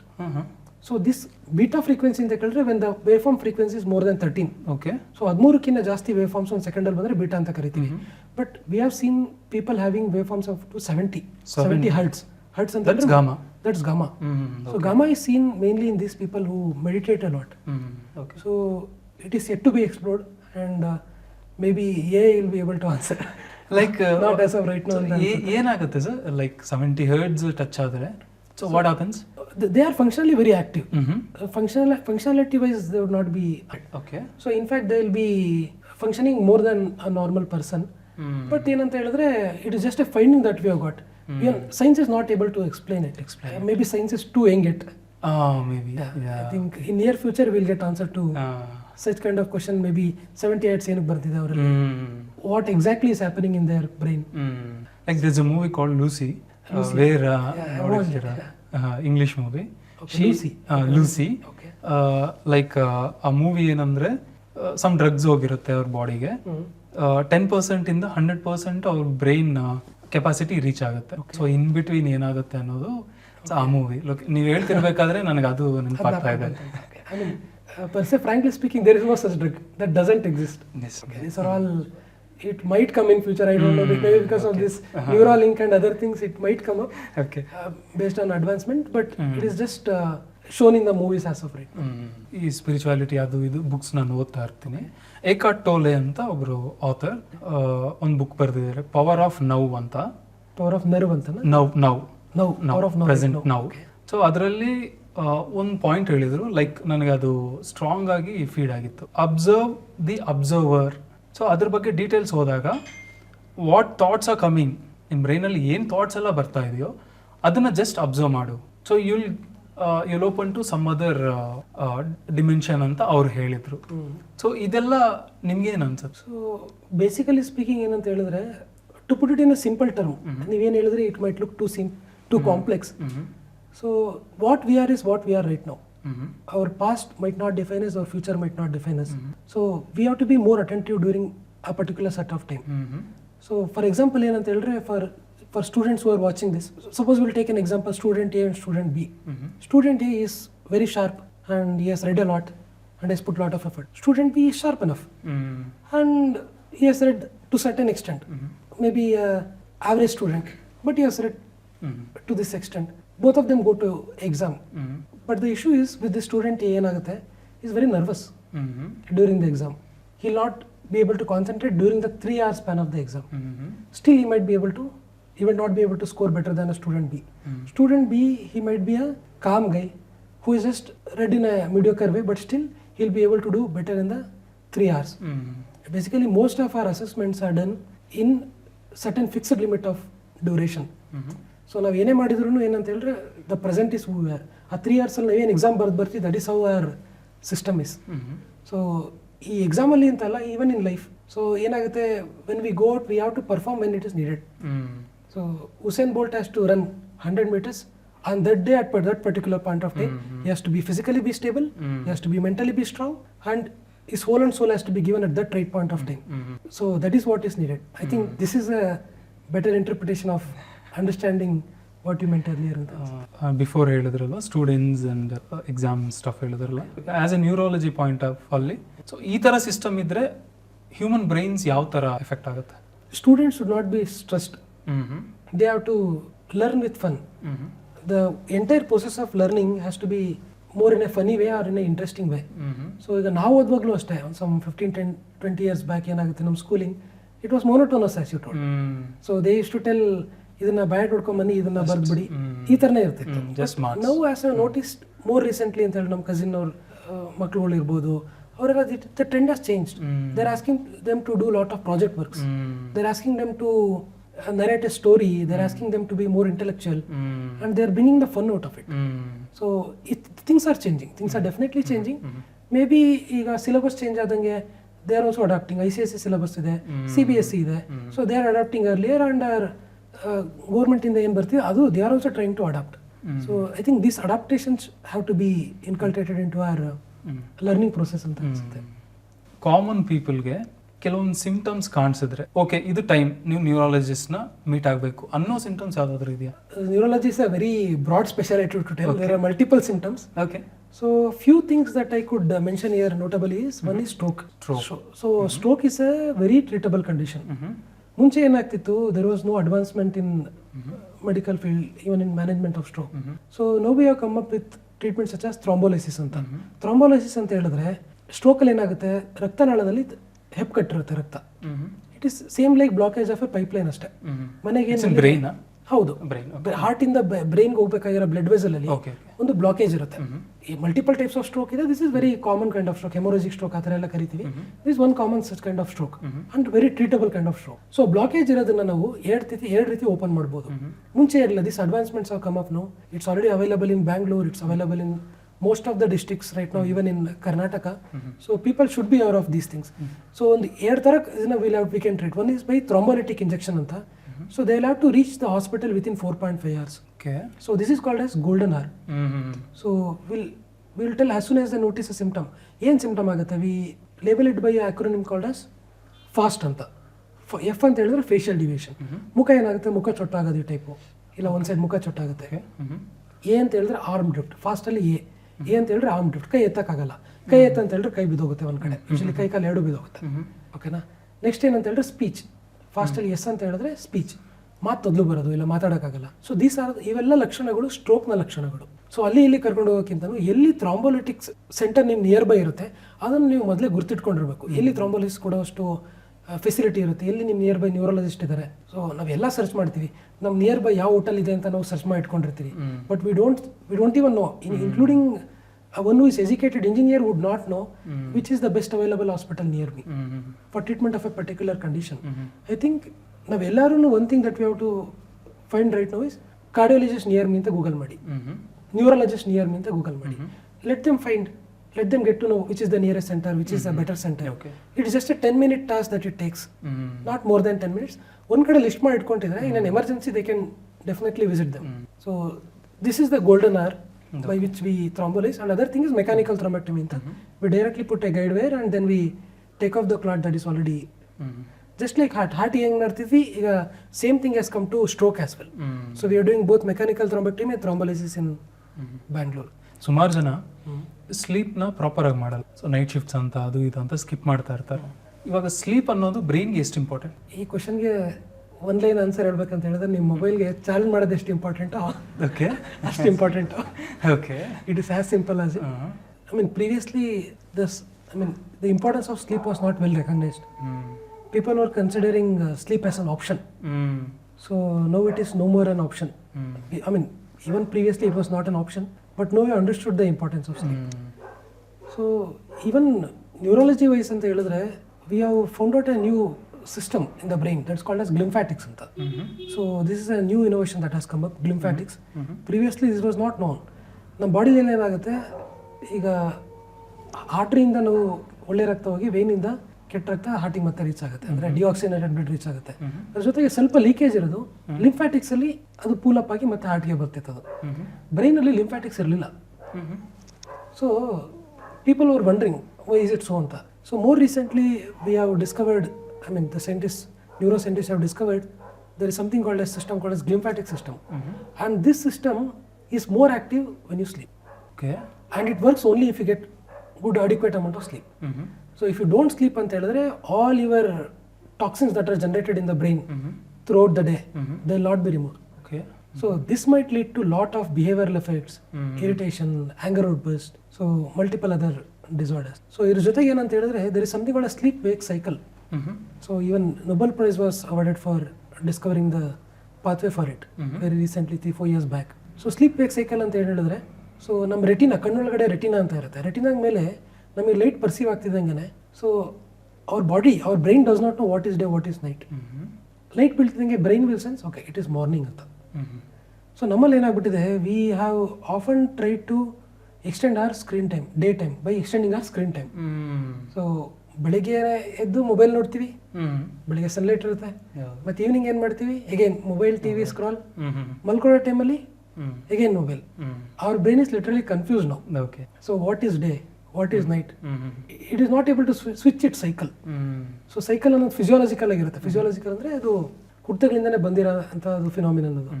ಆ switch ಆಗೋದಕ್ಕೆ ಅದಕ್ಕೆ it is very difficult to manage for the brain, one thing. So second thing is again impulsiveness increases. People tend to take impulsive decisions. And as you told earlier when we were discussing memory, so even for memory consolidation, memory ಹೇಗೆ ನೀವು software engineers ನೋಡ್ತಿರೋ ಈ copper ಅಲ್ಲಿ ಅಥವಾ ಏನದು silicon chip ಅಲ್ಲಿ ಅಂತ ಕರೀತಾರಲ್ಲ, ಹೇಗೆ code ಆಗುತ್ತೋ ಹಾಗೆ ಬ್ರೈನ್ ಅಲ್ಲಿ ಹೇಗೆ ಕೋಡ್ ಆಗುತ್ತೆ ಅಂದ್ರೆ it is by forming a new synapse. So ಈ ಸಿನಾಪ್ಸ್ ಯಾವಾಗ ಫಾರ್ಮ್ ಆಗುತ್ತೆ ಅಂದ್ರೆ it is during rest. So when you do not take adequate rest, the rest to brain is sleep. So the rest to brain is sleep. You do not sleep well, this memory will not get consolidated. So that is when they tend to so per se it is efficient, the brain itself is efficient, but you are not letting the brain to be more efficient just by depriving it. So ನಿದ್ದೆ ಮಾಡಿದ್ರೆ ಎಷ್ಟೊಂದು ಜನಕ್ಕೆ they will become cognitively more active. ಈಗ ವರ್ಕೇ ಮಾಡಕ್ ಆಗ್ತಿಲ್ಲ ಅಂತ ಎಷ್ಟೊಂದು ಜನ ಡಿಪ್ರೆಸ್ ಆಗ್ಬಿಟ್ಟು ಬರ್ತಾರೆ ನಮ್ಮ ಹತ್ರ. ಸೊ ಕಾನ್ಸಂಟ್ರೇಟ್ ಮಾಡಕ್ ಆಗ್ತಿಲ್ಲ ನನಗೆ. ಸೊ ಇದಕ್ಕೆಲ್ಲ solution is very simple, if they can maintain sleep hygiene. So what you mean by sleep hygiene ಅಂತ ಹೇಳಿದ್ರೆ they have to sleep at least 8 to 9 hours per day. It varies. Okay. A person might be requiring 6 hours of sleep. He might be functioning very actively. I think that person should judge for himself. So when he is more active, when he is less active. So on an average, we would say around 7 to 9 hours of sleep for an adult. Okay. Is So what is the timing? I mean, basically ಹೇಳಿದ್ನಲ್ಲ ಸರ್ಕಾಡಿನ ನಿಮ್ set ಆಗ್ಬಿಟ್ಟಿದೆ. ನಾವು ಹೇಳಬೇಕಿಲ್ಲ, ಕತ್ಲಾದಾಗ ಮಲಗಬೇಕು, ಬೆಳಕಿದ್ದಾಗ ಎದೊಳ್ಬೇಕು. ಈಗ ನಮ್ಮ ಸರ್ಕಾಡಿನ rhythm ಯಾವ ತರ ಇದೆ ಅಂತ ಹೇಳಿದ್ರೆ ಇಟ್ಸ್ ಎ ಬಯೋಲಾಜಿಕಲ್ ಕ್ಲಾಕ್. ನೀವು ಒಂದಿನ 5 ಗಂಟೆಗೆ ಎದೊಳ್ ಟ್ರೈ ಮಾಡಿ, ಆಗಲ್ಲ. ಅಲಾರಾಮ್ ಇಟ್ಕೊಳ್ಳಿ, 2ನೇ ದಿನ ಇಟ್ಕೊಳ್ಳಿ ಅಲಾರಾಮ್, ಮತ್ತೆ ಅಲಾರಾಮ್ ಎಬ್ಬಿಸುತ್ತೆ. 3ನೇ ದಿನಕ್ಕೆ ನಿಮ್ಮ ಅಲಾರಾಮ್ ರಿಂಗ್ ಆಗಲ್ಲ, ಸ್ವಿಚ್ ಆಫ್ ಆಗ್ಬಿಟ್ರೆ ಮೊಬೈಲ್, ನೀವು ಎದ್ದೇಳ್ತೀರಿ ನೀವು. So this is biological clock that works. Whether you want or not, this clock will set. So if you confuse this clock, one in a night shift, one in a day shift, you cannot function well. Especially ಏನಾಗುತ್ತೆ, people working in factories, people working in IT sector, ಕೆಲವು ದಿನ day shift ಇರುತ್ತೆ, ಕೆಲವು ದಿನ night shift ಇರುತ್ತೆ. Of course their cognitive function will come down drastically. So and sir, recently ನಾನು ಒಂದು interview ನೋಡಿದ್ದೆ, like is a super star Mahesh Babu. ಆ ಪರ್ಸನ್ಗೆ ಮೈಗ್ರೇನ್ ಅಟ್ಯಾಕ್ ಆಗಿದೆ ಅಂತೆ. ಸೊ ಫ್ಯೂ ಇಯರ್ಸ್ ಇಂದನೂ ಅದು ಇದೆಯಂತೆ. ಲೈಕ್ ಅದು ಒಂದ್ಸತಿ ಬಂದ್ರೆ ಹೋಗಲ್ಲ ಅಂತ ನಾನು ಒಂದ್ ಕಡೆ ಇದು ನೋಡಿದ್ದೆ, ಆರ್ಟಿಕಲ್ ನೋಡಿದ್ದೆ. ಸೊ ಏನಕ್ಕೆ actually why do migraines happen? Migraine ಏನಕ್ಕೆ ಬರುತ್ತೆ ಅಂತ ಹೇಳಿದ್ರೆ ಇಟ್ಸ್ ಸೊ ನ್ಯೂರಾಲಜಿಕಲಿ ಒಂದು ಟ್ರೈಜನಲ್ ಸರ್ವೈಕೋ ಕಾಂಪ್ಲೆಕ್ಸ್ ಅಂತ ಇರುತ್ತೆ. ಸೊ ಕಾಂಪ್ಲೆಕ್ಸ್ ಹೈಪರ್ ಆಕ್ಟಿವ್ ಆಯ್ತು ಅಂತ ಹೇಳಿದ್ರೆ ಈ ಮೈಗ್ರೇನ್ ಬರುತ್ತೆ ಅಂದ್ರೆ. ಸೊ ಐ ಮೀನ್ ಸಿಂಪಲ್ ವರ್ಡ್ಸಲ್ಲಿ ಹೇಳ್ಬೇಕಂತ ಹೇಳಿದ್ರೆ ಇಟ್ ಇಸ್ ಬ್ರೈನಲ್ಲಿ ಕೆಲವು ನ್ಯೂರಾನ್ಸ್ ಮಿಸ್ಫೈರ್ ಆದಾಗ ಆ ಥರ ಆಗುತ್ತೆ ಅಂತ ಹೇಳ್ಬೋದು. ಓಕೆ, ಸೊ ಈ ಮಿಸ್ಫೈರ್ ಆಗೋದನ್ನ we can of course prevent it by multiple methods. So migraine not treatable ಆ ಥರ ಇಲ್ಲ, it is definitely treatable and curable. Yeah, it depends on a person to person. It is more common in females than in males. So the ratio is more than almost 9:1 ಅಂತಲೇ ಹೇಳ್ಬೋದು. ಏನಕ್ಕೆ? So I mean few of them are biological, maybe it is hormonal dependent. So ಇನ್ನೊಂದು ಏನು ನೋಡ್ತೀವಿ ಅಂತ ಹೇಳಿದ್ರೆ, in females migraines are precipitated by during menstrual cycle. So perimenopausal period ಅಲ್ಲಿ ಏನಾಗುತ್ತೆ, they tend to have worsening of this migraine, and menstrual period ಮುಗಿತಿದ್ದಂಗೆನೆ they will become quite all right. So it is also called menstrual migraine ಅಂತ. So ಇನ್ನ ಕೆಲವು ಸ್ಟ್ರೆಸರ್ factors ಯಾವಾಗ migraine ಬರುತ್ತೆ ಅಂತ ಹೇಳಿದ್ರೆ it is varied, but common things ಅಲ್ಲಿ ಕೆಲವು junk foods ತಿಂದಾಗ, ವೆದರ್ ಚೇಂಜ್ ಆದ್ರೆ ಬರುತ್ತೆ ಅಂತ ಹೇಳ್ತಾರೆ. And very common ingredient that precipitate migraine is chocolate. Okay, chocolate, dark chocolates especially. So dark chocolate ಇಂದ ಮೈಗ್ರೇನ್ ಬರುತ್ತೆ ಅಂತ ಅಲ್ಲ. ಸೊ ಮೈಗ್ರೇನ್ ಆಲ್ರೆಡಿ ಇದ್ದವ್ರಿಗೆ ಡಾರ್ಕ್ ಚಾಕ್ಲೇಟ್ ತಿಂದ್ರೆ ಪ್ರೆಸಿಪಿಟೇಟ್ ಆಗೋ ಚಾನ್ಸಸ್ ತುಂಬಾ ಜಾಸ್ತಿ. Okay, so because even dark chocolate contains few chemicals which stimulates the brain. So when it stimulate ಮಾಡಿದಾಗ ಏನಾಗುತ್ತೆ, ಸೊ ಮೈಗ್ರೇನು ಪ್ರೆಸಿಪಿಟೇಟ್ ಆಗುತ್ತೆ. ಸೊ ಅವ್ರಿಗೆ ಏನು ಗೊತ್ತಿರುತ್ತೆ ಅದನ್ನ ಅವಾಯ್ಡ್ ಮಾಡಿದ್ರೆ 50% of the symptoms will come down. So ಈ ಮೈಗ್ರೇನ್ ಅಟ್ಯಾಕ್ ಆದಾಗ ಏನು ಮಾಡಬೇಕಾಗುತ್ತೆ? ಮೈಗ್ರೇನ್ ಅಂತ ಹೇಳಿದ್ರೆ it is not a devastating illness. One thing is it is just a simple headache. I mean I cannot label it a simple because people do experience severe headache. So ಏನು work ಮಾಡ್ದಲೇ ಮನೇಲಿ ಕೂತ್ಕೊಳ್ಳೋರು ಇದ್ದಾರೆ. It is causing lot of morbidity as well, but it is not life threatening. It is not life threatening. This is but I mean people in not very migraine ಅಂತ label ಮಾಡ್ತೀನಿ, ಅಯ್ಯೋ ನಂಗೆ ಏನೋ ದೊಡ್ಡ ಕಾಯಿಲೆ ಇದೆ ಅಂತ ಎದುರೋದ್ಬೇಕಿಲ್ಲ. It is of course treatable and it is not a disease which endangers the life or anything. So migraine ಬಂದಾಗ there are 2 kinds of treatment that we do. One ಅಂತ ಹೇಳಿದ್ರೆ ಪ್ರೊಫಿಲಾಕ್ಟಿಕ್ ಟ್ರೀಟ್ಮೆಂಟ್, ಇನ್ನೊಂದು therapy. One prophylactic treatment is migraine ನಿಮ್ಗೆ ಇರಲ್ಲ, so we give on a daily basis medications. One thing first that I told is you have to avoid the precipitants. ಕೆಲವ್ರಿಗೆ ಬಿಸಿಲಿಗೆ ಹೋದ್ರೆ migraine ಬರುತ್ತೆ ಅಂತಾರೆ, ಸೊ ಅವಾಯ್ಡ್. ಒಂದು spectacles ಹಾಕೊಳ್ಳಿ, it is as simple as it. Second thing, ಅದಾದ್ರೂ control ಆಗ್ತಿಲ್ಲ ಅಂತ ಹೇಳಿದ್ರೆ what would do is we give medication. So 2 to 3 months course, maybe extended up to 6 months. So few medications that we give on daily basis which will prevent ಅಂದರೆ next migraine ಬರೋದನ್ನ ತಡೆಗಟ್ಟೋದಕ್ಕೆ. ಇನ್ನೊಂದು ಏನಂತ ಹೇಳಿದ್ರೆ pain ಬಂದಾಗ we give some ಅನಾಲ್ಜೆಸಿಕ್ಸ್ ಅಂತ. ಅನಾಲ್ಜೆಸಿಕ್ಸ್ ಅಂತ ಹೇಳಿದ್ರೆ ನೋವು ಕಮ್ಮಿ ಮಾಡೋದಕ್ಕೆ ಅಂತ ಕೆಲವು ಸ್ಪೆಸಿಫಿಕ್ ಮಾತ್ರೆ ಕೊಡ್ತೀವಿ, ಅದರಿಂದ ತಕ್ಷಣ ಇಮಿಡಿಯೇಟ್ ರಿಲೀಫ್ ಸಿಗುತ್ತೆ. ಸೊ ಸುಮಾರು ಜನಕ್ಕೆ 6 months ಕೋರ್ಸು, 7 months ಕೋರ್ಸ್, ಕೆಲವರು 3 months course of prophylactic medication ಕೊಟ್ಟರು ಈ ಮೈಗ್ರೇನ್ ಎಲ್ಲ ಗುಣ ಆಗಿರೋದೆಲ್ಲ ಇದೆ. ಹೆಡ್ಏಕ್ ಬಂದರೆ ಫಸ್ಟ್ ಯಾರನ್ನ ಕನ್ಸಲ್ಟ್ ಮಾಡಬೇಕು? ಸೊ ಹೆಡ್ಏಕ್ ಅಂತ ಹೇಳಿದ್ರೆ ಅದೊಂದು ಕಾಯಿಲೆ ಅಂತ ಅಲ್ಲ. ಹೆಡ್ಏಕ್ ಅಂತ ಹೇಳಿದ್ರೆ ಹೆಡ್ಏಕ್ ಅನ್ನೋದು ಒಂದು ಲಕ್ಷಣ, ಸಿಂಪ್ಟಮ್. ಲಕ್ಷಣಕ್ಕೂ ಕಾಯಿಲೆಗೂ ಏನು ವ್ಯತ್ಯಾಸ ಅಂತ ಹೇಳಿದ್ರೆ, ಕಾಲಿಗೆ ಪೆಟ್ಟು ಬಿದ್ರೆ ಕಾಲು ನೋವುತ್ತೆ, ನೋವೋದು ನಿಮಗೆ ಕಾಯಿಲೆನಾ? ಇಲ್ಲ, ಅಲ್ಲಿ ಮೂಳೆ ಮುರಿದಿರುತ್ತೆ, ಅದರಿಂದಾಗಿ ನಿಮಗೆ ಕಾಲು ನೋವುತ್ತಿರ್ಬೋದು. ಸೊ ಹೆಡ್ಏಕ್ ಅನ್ನೋದು ಒಂದು ಲಕ್ಷಣ ಅಷ್ಟೇ. ಸೊ ಏನಕ್ಕೆ ತಲೆನೋವು ಬರ್ತಿದೆ ಅನ್ನೋದನ್ನ ನಾವು ಪತ್ತೆ ಹಚ್ಚೋದಕ್ಕೆ ಟ್ರೀಟ್ಮೆಂಟ್ ಕೊಡ್ಬೇಕಾಗಿ ಬರ್ತದೆ. ಸೊ ನನಗೂ ಅಷ್ಟೇ, ನಿಮಗೂ ಅಷ್ಟೇ, ಸ್ಟ್ರೆಸ್ ಆಗಿರುತ್ತೆ, ಇಲ್ಲಿ ವರ್ಕ್ ಮಾಡಿರ್ತಾರೆ, ಈವ್ನಿಂಗ್ ಹೋದಾಗ ಸ್ವಲ್ಪ ತಲೆನೋವು ಬರುತ್ತೆ. So maybe 1 or 2 days ತಲೆನೋವು ಇತ್ತು ಅಂತ ಹೇಳಿದ್ರೆ you can consult a physician who are nearby. So if it is persisting or there are few red flags ಅಂತ ಕರಿತೀವಿ. ರೆಡ್ ಫ್ಲಾಗ್ಸ್ ಅಂದ್ರೆ ಏನು? ಸಿವಿಯರ್ ಹೆಡ್ ಏಕ್, ಈ ಜೀವನದಲ್ಲೇ ಈ ತರ ಬಂದಿರಲಿಲ್ಲ, ಇಷ್ಟು ತಲೆನೋವ್ತಿದೆ, ಇದು one red flag. Second red flag, headache ಜೊತೆಗೆ ವಾಂತಿ ಬರ್ತಿದೆ, headache with vomiting. So this is a red flag. Third thing, headache with any other symptom ಅಂತ ಹೇಳಿದ್ರೆ ಬೇರೆ ಲಕ್ಷಣಗಳು. ಹೆಡ್ ಏಕ್ ಜೊತೆಗೆ ಕಣ್ಣು ಮಂಜಾಗ್ತಿದೆ. ಸೊ ಹೆಡ್ ಏಕ್ ಜೊತೆಗೆ ಏನಾಗ್ತಿದೆ, ಕೈಕಾಲ್ ಬಲ ವೀಕ್ ಬರ್ತಿದೆ, ವೀಕ್ನೆಸ್ ಇದೆ, ಅಥವಾ ಬಾಯಿ ತೊದ್ಲು ಬರ್ತಿರ್ಬೋದು. ಇವೆಲ್ಲ ರೆಡ್ ಫ್ಲಾಗ್ಸ್. ಈ ಲಕ್ಷಣಗಳು ಹೆಡ್ ಏಕ್ ಜೊತೆಗೆ ಇತ್ತಂತ ಹೇಳಿದ್ರೆ immediately will have to consult neurologist. And of course persisting headache, ಈಗ ಒಂದು ವಾರ ಆಯಿತು, 10 ದಿನ ಆಯಿತು, ಮಾತ್ರೆ ತೊಗೊಂಡ್ವಿ, ಕಮ್ಮಿ ಆಗಿಲ್ಲ, of course it is always a better option to switch over to a neurologist for the further consultation. So what causes common headaches usually? Headaches ಅಂತ ಹೇಳಿದ್ರೆ there are multiple causes. As we mentioned earlier, migraine is one such disorder. Other disorder is tension type headache ಅಂತ. Tension ಅಂತ ಹೇಳಿದ್ರೆ it is not just because of stress. So it is a headache entity usually precipitated by ಅಂತ ಹೇಳಿದ್ರೆ ತುಂಬಾ stressful event ಮಾಡಿದಾಗ, ಬೆಳಗ್ಗೆಯಿಂದ ಸಾಯಂಕಾಲ ತನಕ ವರ್ಕ್ ಮಾಡಿರ್ತಾರೆ, ಆ ಟೈಮಲ್ಲಿ ಟೆನ್ಷನ್ ಟೈಪ್ ಹೆಡ್ಡೇಕ್ ಅಂತ ಬರುತ್ತೆ. ಸೊ ಅದೇ ಒಂದು ಪ್ಯಾಟರ್ನ್ ಆಗ್ತಾ ಹೋಗುತ್ತೆ ಅವ್ರಿಗೆ. ಬೆಳಗ್ಗೆ ವರ್ಕ್ ಮಾಡಿ ಬರ್ತಾರೆ, ನೈಟ್ ಡೈಲಿ ತಲೆನೋವು. ಒಕೇಶ್ನಲ್ಲಿ ಬರ್ತಿದ್ರೆ, ಎಲ್ಲೋ ತಿಂಗಳಿಗೆ ಒಂದ್ಸಲಿ, 2 ತಿಂಗಳಿಗೆ ಒಂದ್ಸಲಿ ಬರ್ತಿದ್ರೆ ವಿಲ್ ಜಸ್ಟ್ ಇಗ್ನೋರ್ ಅಂತ ಹೇಳಿದ್ರೆ ನಾವು ಅದಕ್ಕೆ ತಲೆ ಕೆಡಿಸ್ಕೊಳಕ್ಕೆ ಹೋಗಲ್ಲ. ಬಟ್ ಇದು ಡೈಲಿ ಬೇಸಿಸಾಗಿ ಅದೇ ಥರ ಬರ್ತಾ ಇದೆ ಅಂತ ಹೇಳಿದ್ರೆ ಅದೇ ಒಂದು ಎಂಟಿಟಿ ಅಂತ ಕರಿತೀವಿ. ಸೊ ಅದೇ ಒಂದು ಕಾಯಿಲೆಯಾಗಿ ಪರಿಣಾಮ ಬೀರುತ್ತೆ ಅಂತ ಟೆನ್ಷನ್ ಟೈಪ್ ಹೆಡ್ಡೇಕ್ ಅಂತ. ಸೊ ಇದಕ್ಕೂ ಸ್ವಲ್ಪ ಕಾಲಕ್ರಮೇಣ ನಾವು ಟ್ರೀಟ್ಮೆಂಟ್ ಕೊಡಬೇಕಾಗಿ ಬರುತ್ತೆ. ಕೆಲವರು ಎಂಗೇಜ್ ಅವ್ರನ್ನ ನೋಡಿದ್ದೀನಿ, ಓಲ್ಡ್ ಪೀಪಲ್ನ ನೋಡಿದ್ದೀನಿ. ಅದರಲ್ಲಿ ಒಬ್ಬರು ಮೇಯ್ನಾಗಿ ಒಬ್ಬರು ತಾತ, ಅವರು ಹೆಡ್ ಸುಮ್ಮನೆ ಶೇಕ್ ಮಾಡ್ತಾನೇ ಇರ್ತಾರೆ. ಓಕೆ, ಅದು ಸ್ಟಾಪ್ ಆಗಲ್ಲ. ಓಕೆ, ವಿತೌಟ್ ಅವ್ರ ಕನ್ಸೆಂಟ್ ಅದು ಶೇಕ್ ಮಾಡ್ತಾನೇ ಇರ್ತಾರೆ. ಓಕೆ. ಸೊ ಇದು ಏನಕ್ಕಾಗತ್ತೆ? ಸೊ ಇದನ್ನ ಹೆಡ್ ನಾಡಿಂಗ್ ಅಂತ ಕರಿತೀವಿ.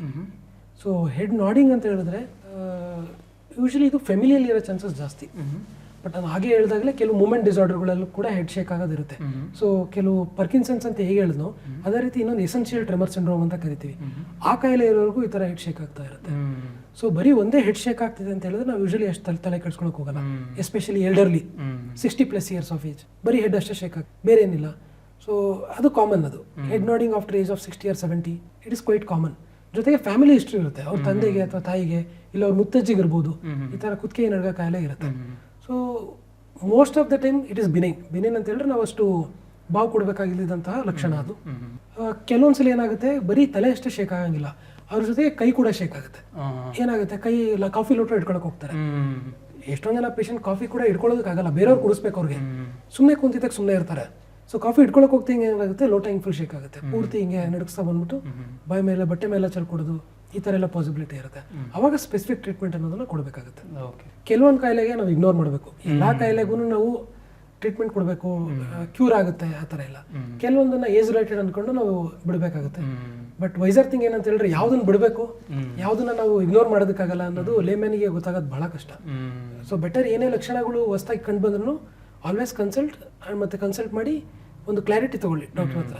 ಸೊ ಇದು ಇಗ್ನೋರ್ ಮಾಡೋಂಥ ಕಾಯಿಲೆನ ಇಲ್ಲ ಇದು ಪ್ರೋಗ್ರೆಸ್ ಆಗೋ ಚಾನ್ಸಸ್ ಇದೆಯಾ? ಸೊ ಪ್ರೋಗ್ರೆಸ್ ಆಯ್ತು ಅಂತ ಹೇಳಿದ್ರೆ ನೀವು ಮೆಡಿಕಲ್ ಸೂಪರ್ವಿಷನ್ ಅಂಡರ್ಲಿ ಇರೋದು ಬೆಟರ್. ಆಕ್ಚುಲಿ ಅವ್ರಿಗೆ ಹೆಡ್ ಶೇಕ್ ಆಗಿ ನಾರ್ಮಲ್ ಹೆಡ್ ಶೇಕ್ ಅಲ್ಲ, ಅದು ಲೈಕ್ ತುಂಬಾ ಹೆಡ್ ಶೇಕ್ ಆಗುತ್ತೆ, ತುಂಬಾ ಹೆಡ್ ಶೇಕ್ ಮಾಡ್ತಾರೆ. ಈವನ್ ಲೈಕ್ 5 minutes once ಮಾಡ್ತಾನೆ ಇದ್ರು. ಸೊ ಸೇಮ್ ಇದನ್ನು ಸೇಮ್ ಇದರಲ್ಲೇ ಕೆಲವು ಡಿಸ್ಟೋನಿಯಾ ಅಂತ ಬರುತ್ತೆ. ಡಿಸ್ಟೋನಿಯಾ ಅಂತ ಹೇಳಿದ್ರೆ ನಮ್ಮ ಕೈನ ಮಾತು ಕೇಳ್ತಿರಲ್ಲ, ಸುಮ್ಮನೆ ಈ ಥರ ಚೊಟ್ಟಿಗೆ ಹೋಗ್ಬಿಡೋದು ಆ ಥರ ಆಗ್ತಿರುತ್ತೆ. ಕುತ್ತಿಗೆನೂ ಅಷ್ಟೇ, ಕೆಲವರು ಈ ಥರ ಇಟ್ಕೊಂಡ್ಬಿಟ್ಟಿರ್ತಾರೆ. ಸೊ ಏನಕ್ಕೆ ಅಂದರೆ ಕುತ್ತಿಗೆಯಲ್ಲಿರೋ ಮಸಲ್ ಏನು ಬರುತ್ತೆ, ಸೊ ಮಸಲ್ ಆಟೋಮೆಟಿಕಲಿ ಕಾಂಟ್ಯಾಕ್ಟ್ ಆಗಿಬಿಡುತ್ತೆ ಡಿಸ್ಟೋನಿಯಾ ಕಂಡೀಷನಲ್ಲಿ. ಸೊ ಅದರಲ್ಲೂ ಅಷ್ಟೇ ಹೆಡ್ ಶೇಕ್ ಅನ್ನೋದು ಆಗುತ್ತೆ. So patient to patient basis ಅದು ವೇರಿ ಆಗುತ್ತೆ. ಅದಕ್ಕೆ ಟ್ರೀಟ್ಮೆಂಟ್ ಇರುತ್ತಾ? Yes, definitely. ಸೊ ಮುಂಚೆ ಏನಾಗ್ತಿತ್ತು, most of the neurological disorders were degenerative ಅಂತ ಕರಿತಿದ್ವಿ, ಅಂದರೆ ಟ್ರೀಟ್ಮೆಂಟ್ ಇಲ್ಲ ಅಂತ. ಸೊ ಎಲ್ಲದರಲ್ಲೂ ಅಡ್ವಾನ್ಸ್ಮೆಂಟ್ ಆಗಿದೆ ಈಗ, ಇನ್ಕ್ಲೂಡಿಂಗ್ ಸ್ಟ್ರೋಕ್, ಈ ಡಿಸ್ಟೋನಿಯಾ ಹೇಳಿದ್ರಿ, ಟ್ರೆಮರ್ ಹೇಳಿದ್ರಿ. ಸೊ ಎಲ್ಲದಕ್ಕೂ ಪ್ರೊಸೀಜರ್ಸ್ ಬಂದಿದೆ, ಮೆಡಿಕೇಶನ್ಸ್ ಬಂದಿದೆ. ಮೆಜಾರಿಟಿ ಏನೇನು ಕಾಯಿಲೆಗಳಿದೆ ಎಲ್ಲ ಟ್ರೀಟಬಲ್ ಇದೆ ಈಗ. ಅಟ್ಲೀಸ್ಟ್ ಇಫ್ ನಾಟ್ ಟ್ರೀಟಬಲ್, ಆ ಸಿಂಪ್ಟಮ್ನ ರಿಡ್ಯೂಸ್ ಮಾಡೋದ್ರಲ್ಲಿ ನಾವು ಯಶಸ್ವಿ ಆಗ್ಬೋದು. ಅಂದರೆ ಪುಷ್ಪ 3 ಅಲ್ಲರ್ಜುನ ಸ್ಟ್ರೈಟ್ ಮಾಡ್ಬೋದಾ? ಯಾವುದಮ್ಮ? ಪುಷ್ಪ 3 ಬಂದರೆ ಪುಷ್ಪ ಮೂವಿ ಇರುತ್ತಲ್ಲ, ಅದು ಹಿಂಗೆ ಮಾಡ್ಬೋದು, ಸ್ಟ್ರೈಟ್ ಮಾಡ್ಬೋದಾ?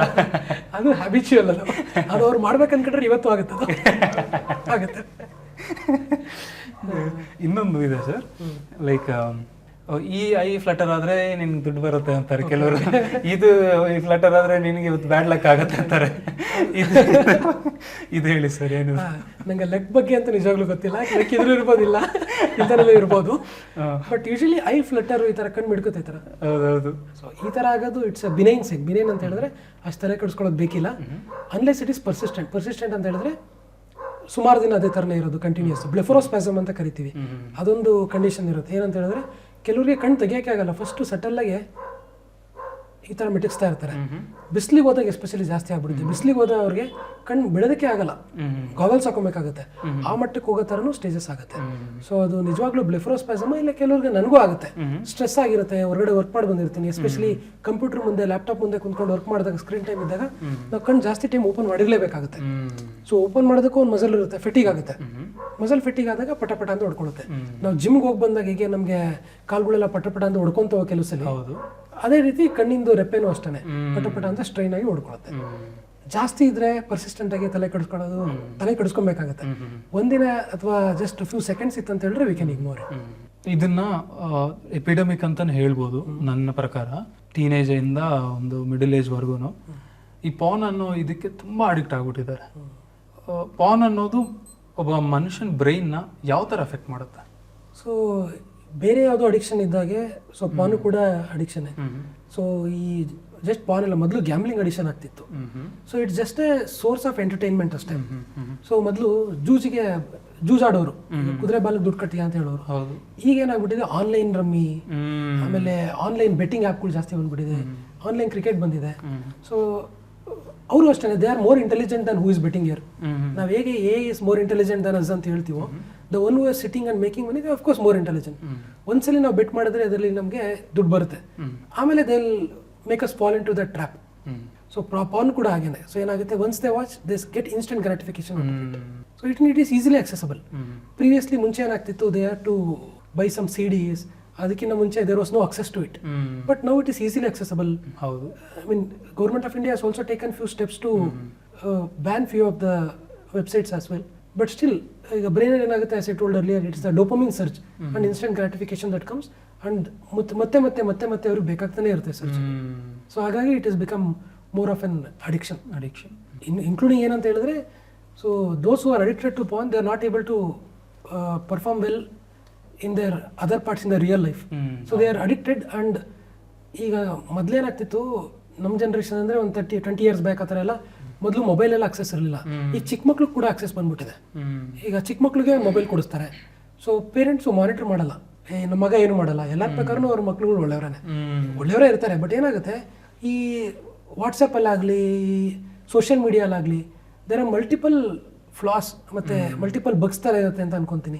So they keep on sending all such sets of stuff, but once they get addicted parents will not even know. ಇದು ಹೇಗೆ ಅಂತ ಹೇಳಿದ್ರೆ, ಈಗ ಮೊದಲು ಬೆಟ್ ಮಾಡೋದಕ್ಕೆ ಅಂತ ಹೇಳಿದ್ರೆ ಹೊರಗಡೆ ಹೋಗಿ ಮಾಡಬೇಕಿತ್ತು, ಸಿಗಾಕೊಂಡ್ಬಿಡೋರು. ಇದೇನಿಲ್ಲ, ಒಂದು ರೂಮಲ್ಲಿ ಕೂತ್ಕೊಂಡು ಒಂದು ಮೊಬೈಲ್ ಇರುತ್ತೆ, they will start getting addicted to it.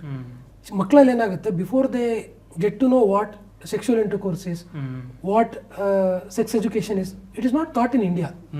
This is the issue. They get indulged in such kind of things. Maybe abroad, US ಅಲ್ಲಿ ಮತ್ತೆ ಯುರೋಪಿಯನ್ ಕಂಟ್ರೀಸ್ ಅಲ್ಲಿ it is mandatory. So they have a class for sexual education, they teaches as a part of the syllabus. But I think it is still lacking in India. So one system that has to come up in India is, I think this is one thing. Apart from money making, how to handle money, I think this is one more thing. I mean, speaking in general, so money ಹೇಗೆ handle ಮಾಡಬೇಕು, how to invest, this is not taught. We have to learn by our own. Yes. And this is one more thing, sex education. It has to come up in our syllabus. Anxiety attack ಆದಾಗ ಅವ್ರ stress ಜಾಸ್ತಿ ಆದಾಗ day to day ಲೈಫಲ್ಲಿ, so ಸುಮಾರು ಜನ like ಅದನ್ನು com ಮಾಡೋದಕ್ಕೆ breathing exercise ಎಲ್ಲ ಮಾಡ್ತಾ ಇರ್ತಾರೆ. ಬ್ರೀದಿಂಗ್ ಎಕ್ಸಸೈಸ್ ಅನ್ನೋದು ವರ್ಕ್ ಆಗುತ್ತಾ? ಸಿ ಬೇಸಿಕಲಿ ಸ್ಟ್ರೆಸ್ ಅಂತ ಹೇಳಿದ್ರೆ many will get panic attacks, full nervous ಆಗಿಬಿಡ್ತಾರೆ. ಸೊ ಮಕ್ಳು ಇದ್ರಲ್ಲಿ ತುಂಬ ಕಾಮನ್. ಈಗ ರೀಸೆಂಟ್ಲಿ ನಮ್ಮ ಮಾವನ ಮಗಳೊಬ್ಳು 10th ಎಕ್ಸಾಮ್ ಇದೆ, she has perform well in our preparatory. Okay.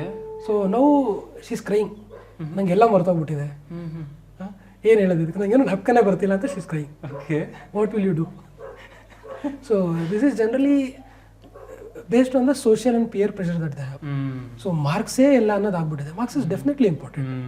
So it is up to certain extent ಅಷ್ಟೇ. Once you score the mark, once you get out nobody will ask you for your mark. ನನಗೆ ನೀವು marks ಕೇಳಿಲ್ಲ ಇಲ್ಲಿ ಬಂದಮೇಲೆ ಹೌದು ಅಲ್ವಾ, it is just what I speak. ಹೌದು. ಇನ್ನೊಂದು ಎಕ್ಸಾಂಪಲ್ ಆ ಹುಡುಗನ ಹೌದಾ, ಫಸ್ಟ್ ರ್ಯಾಂಕ್ ಸ್ಟೂಡೆಂಟ್. ಓ ಒಂದು 5 ಮಾರ್ಕ್ಸ್ ಕಡಿಮೆ ಬಂದರೆ ಟೀಚರ್ಸ್ ಬೈತಾರೆ, ಎಲ್ಲರೂ ಬೈತಾರೆ. ಸೊ ಈ ರೀತಿ. ಸೊ ಐ ಮೀನ್ ಚಿಕ್ಕ ಮಕ್ಕಳಲ್ಲಿ ಇದೆಲ್ಲ ತುಂಬ ಕಾಮನ್ ಆಗ್ತಿದೆ. ಏನಕ್ಕೆ ಅಂತ ಹೇಳಿದ್ರೆ we are focusing on only one thing, that is education ಅಂತ. So undue stress on one thing should be avoided. So ಲೈಫಲ್ಲಿ ಒಂದೇ ಇಂಪಾರ್ಟೆಂಟ್ ಅದರ multiple aspects in life. Field of cricket ಇದೆ ಈಗ, field of lot of sports are being encourage, world wide recognition ಸಿಗುತ್ತೆ ಅದರಲ್ಲಿ. So ಕೆಲವರು ಎಲ್ಲರೂ ಒಂದೇ ಫಸ್ಟ್ ರ್ಯಾಂಕ್ ಬರೋದಕ್ಕಾಗಲ್ಲ. ಹೌದು, ಕೆಲವರು ಮಿಡ್ ರೇಂಜ್ ಮಾರ್ಕ್ಸು ತೆಗಿತಾರೆ, ಕೆಲವರು ಫಸ್ಟ್ ರ್ಯಾಂಕು ಬರ್ತಾರೆ, ಕೆಲವರು ಆವ್ರೇಜ್ ಸ್ಟೂಡೆಂಟ್ಸು ಇರ್ತಾರೆ. ಸೊ ಎಲ್ಲಾರನ್ನೂ ಒಂದೇ ಬ್ಯಾಸ್ಕೆಟಲ್ಲಿ ಹಾಕ್ಬಿಟ್ಟು ನಾವು ತಗೋದಕ್ಕಾಗಲ್ಲ.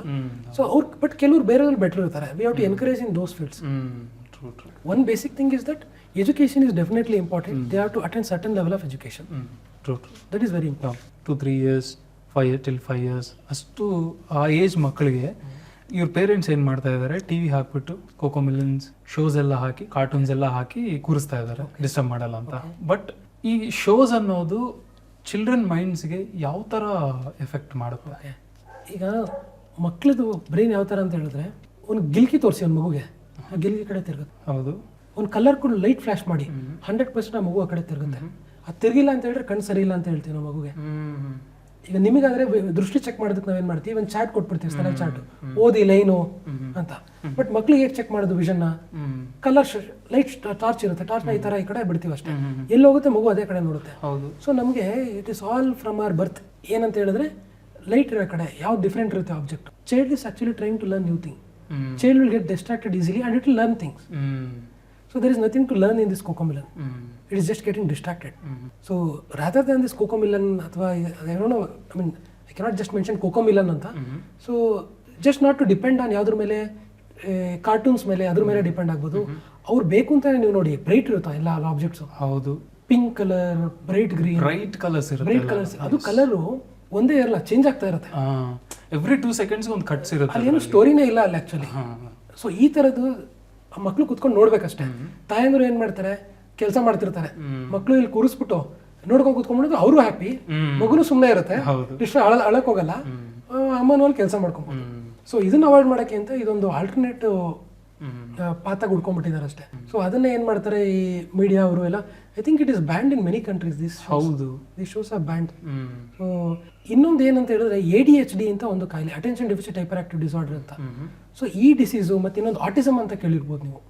ಮಕ್ಳುಗಳು ಅವರವರಲ್ಲೇ ಅಬ್ಸರ್ವ್ ಆಗಿರ್ತಾರೆ, ಯಾರ ಜೊತೆ ಮಾತಾಡ್ತಾರಲ್ಲ, ಸುಮ್ಮನೆ ಕೂತ್ಕೊಂಡ್ಬಿಟ್ಟಿರ್ತಾರೆ. ಸೊ ಅವ್ರದೇ ಲೋಕ, ಮಾತಾಡ್ಸೋರು ಮಾತಾಡಲ್ಲ. ಈ ಥರ ಆಟಿಸಮ್ ಸ್ಪೆಕ್ಟ್ರಮ್ ಡಿಸಾರ್ಡರ್ಸು, ಈ ಡಿಸಾರ್ಡರ್ಸ್ ಎಲ್ಲ ಭಾಳ ಕಾಮನ್ ಆಗಿದೆ. ಸೊ ಕೆಲವೊಂದು ಲಿಂಕ್ ಏನು ಹೇಳ್ತಿದೆ ಅಂತ ಹೇಳಿದ್ರೆ, ಯಾರಿಗೆ ಚಿಕ್ಕ ವಯಸ್ಸಲ್ಲೇ ಸ್ಕ್ರೀನ್ ಟೈಮ್ ತುಂಬ ಜಾಸ್ತಿ ಇರುತ್ತೆ, there is very strong study showing that screen time ಯಾರು ಜಾಸ್ತಿ ಇರುತ್ತೆ, ಯಾರು ಈ ಥರ ಶೋಗಳು ನೀವು ಹೇಳಿದಂಗೆ ಕೋಕೋಮೆಲನ್ ಆಗಿರ್ಬೋದು, ಯಾವುದೋ ಬೇರೆ ಕಾರ್ಟೂನ್ ಶೋ ಆಗಿರ್ಬೋದು, ಇದಕ್ಕೆ ಅಡಿಕ್ಟ್ ಆಗಿರ್ತಾರೆ, ಈ ಮಕ್ಕಳಲ್ಲಿ ಡೆವಲಪ್ಮೆಂಟ್ ಆಗಲ್ಲ, ಬುದ್ಧಿ ಬೆಳವಣಿಗೆ ಆಗದಲ್ಲ, ಅದು ಅವ್ರದೇ ಒಂದು ಲೋಕದಲ್ಲಿ ಅವರು ಮುಳುಗೋಗ್ಬಿಟ್ಟಿರ್ತಾರೆ ಅಂತಲೂ ಕೆಲವೊಂದು ಸ್ಟಡೀಸ್ ಇದಾವೆ. ಅಂದರೆ one thing that is missing in our country ಏನಂತ ಹೇಳಿದ್ರೆ ಇನ್ಸೂರೆನ್ಸ್, ಹೆಲ್ತ್ ಇನ್ಸೂರೆನ್ಸ್. ಪರ್ಟಿಕ್ಯುಲರ್ಲಿ ಹೆಲ್ತಿಗೆ ಬರ್ತಿದಂಗೆ ಪ್ರಿವೆಂಟಿವ್ ಹೆಲ್ತ್ ಚೆಕಪ್ ಯಾರು ಮಾಡ್ಸಕ್ ಹೋಗಲ್ಲ, ಜೊತೆಗೆ ಹೆಲ್ತ್ ಇನ್ಸೂರೆನ್ಸ್ ಯಾರು ಮಾಡ್ಸಕ್ ಹೋಗಲ್ಲ. So they are too negligent. ಇರೋದಕ್ಕೆ ಇರ್ತೀನಿ ಬಿಡು, ಸತ್ತರೆ ಸಾಯ್ತಿ, ಈ ಥರ ಇರೋರು ತುಂಬ ಇದ್ದಾರೆ. I don't know why. Minimum ಈಗೆಲ್ಲ ಸೊ ಯಾವ್ದು ಕಂಪ್ನಿ ಇದೆ ಅದು ನೀವೇ ಅಪ್ರೋಪ್ರಿಯೇಟ್ ನೀವು ನೋಡ್ಕೊಂಡು ಟರ್ಮ್ಸ್ ಆ್ಯಂಡ್ ಕಂಡೀಷನ್ಸ್ ಎಲ್ಲ ದಯವಿಟ್ಟು ಓದಿ ಆದಮೇಲೆ ನಾವು we have to choose an appropriate packages.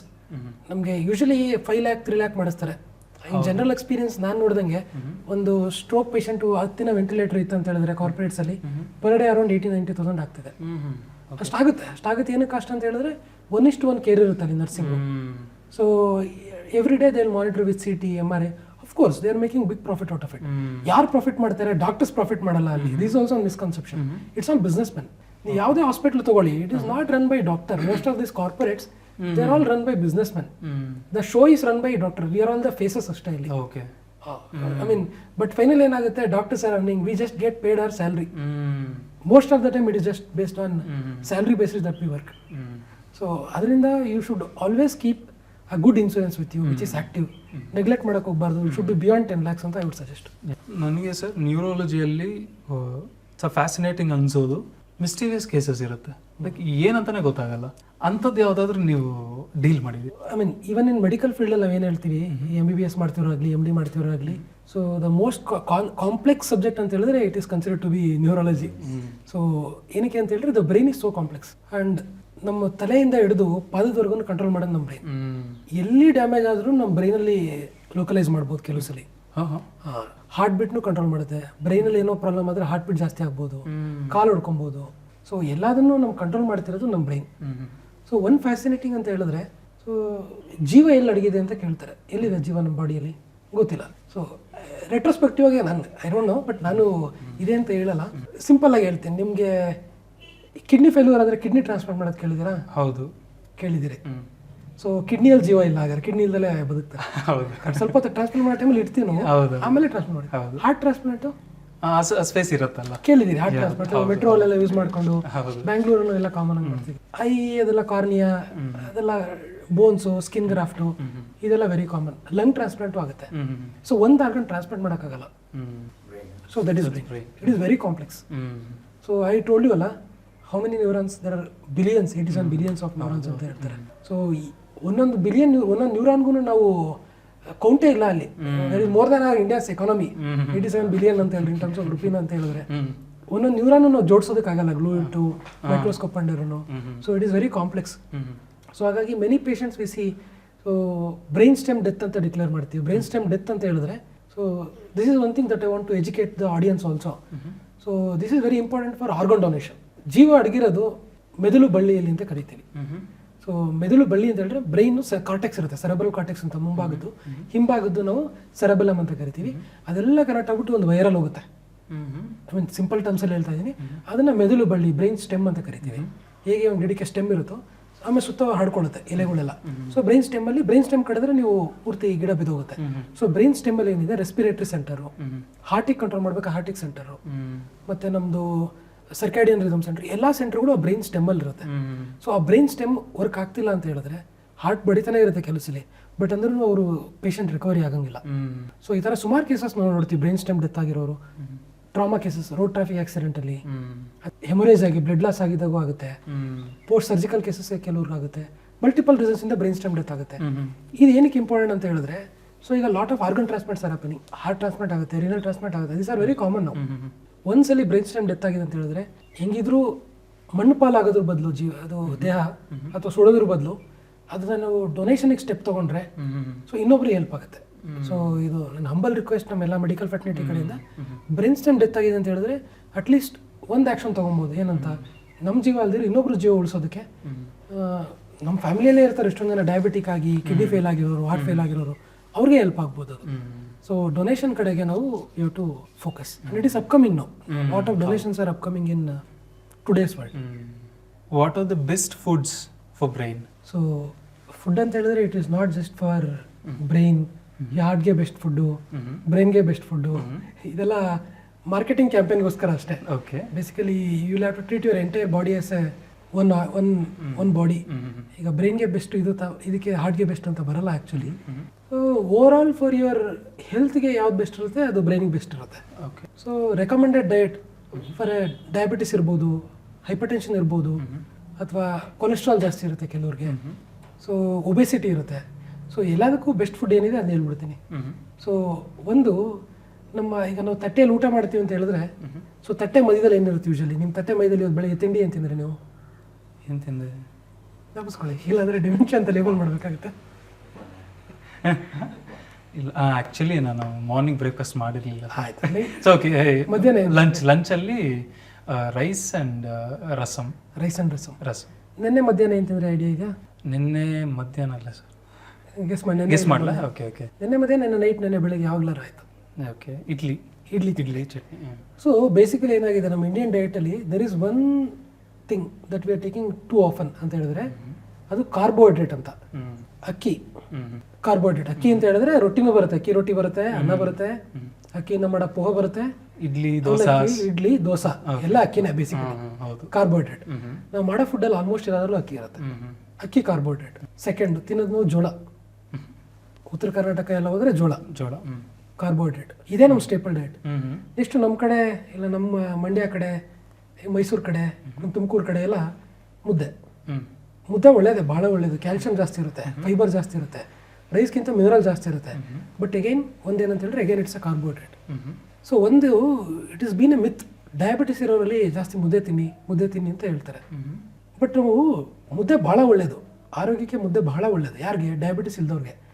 So diabetes ಇರೋರು ಅಥವಾ ಆಸ್ ಪರ್ ಜನರಲ್ ನ್ಯೂಟ್ರಿಷನ್ ನೀವು ಹೇಳಿದ್ರಲ್ಲ ಬ್ರೈನ್ಗೆ ಯಾವ್ದು ಒಳ್ಳೇದು ಅಂತ ಹೇಳಿ, ನೀವು ಕಾರ್ಬೋಹೈಡ್ರೇಟ್ ನಾವು ಕಮ್ಮಿ ಮಾಡಬೇಕು. ನಾವು ಜಾಸ್ತಿ ಪ್ರೋಟೀನ್ ತಿನ್ನಕ್ಕೆ ಶುರು ಮಾಡಬೇಕು. ಪ್ರೋಟೀನ್ ಅಂದರೆ ಎಕ್ಸಸ್ ಆಗಲ್ಲ, ನಮ್ಮ ರಿಕ್ವೈರ್ಮೆಂಟ್ ಇರೋಷ್ಟು ನಾವು ತಿನ್ನಬೇಕು. ಸೊ ನಮ್ಮ ರಿಕ್ವೈರ್ಮೆಂಟ್ ಎಷ್ಟು? 1 ಗ್ರಾಮ್ ಪರ್ kg ಅಂತ ಕರಿತೀವಿ. ಸೊ ನಮ್ಮ ಡಯಟಲ್ಲಿ, ಇಂಡಿಯನ್ ಡಯಟಲ್ಲಿ ಸಿಗ್ತಿರೋದು ನಮಗೆ 0.3 gram to 0.4 gram per kg ಅಷ್ಟೇ. ನಮ್ಮ ಕರ್ನಾಟಕದಲ್ಲಿ ತೊಗೊಂಡ್ರೆ ನೀವು 30 to 40% ವೆಜಿಟೇರಿಯನ್ಸ್ ಇದ್ದಾರೆ. ನಾರ್ತ್ ಇಂಡಿಯಾ ಹೋದರೆ ಅದು ಜಾಸ್ತಿ. ನಾರ್ತ್ ಇಂಡಿಯಾಲಿ 70 to 80% are vegetarians. Rajasthan, UP ಅಲ್ಲೆಲ್ಲ. ಸೊ ವೆಜಿಟೇರಿಯನ್ ಡಯಟಲ್ಲಿ one thing that is deficient is protein. So per se vegetarian ಡಯಟಲ್ಲಿ ಡಿಫಿಷಿಯಂಟ್ ಇಲ್ಲ, ನಾವು ಅದರಲ್ಲಿ ಚೂಸ್ ಮಾಡ್ಬಿಟ್ಟಿದ್ದೀವಿ. ಯಾವುದು ಒಳ್ಳೇದಿರುತ್ತೋ ಅದು ನಾವು ಪ್ರಾಣಿಗಳಿಗೆ ಹಾಕ್ತಿದ್ದೀವಿ. ಈಗ ಭತ್ತ ಅಕ್ಕಿ ಮಾಡಿಸಿ ತೌಡನ್ನ ಏನು ಮಾಡ್ಬಿಡ್ತೀವಿ?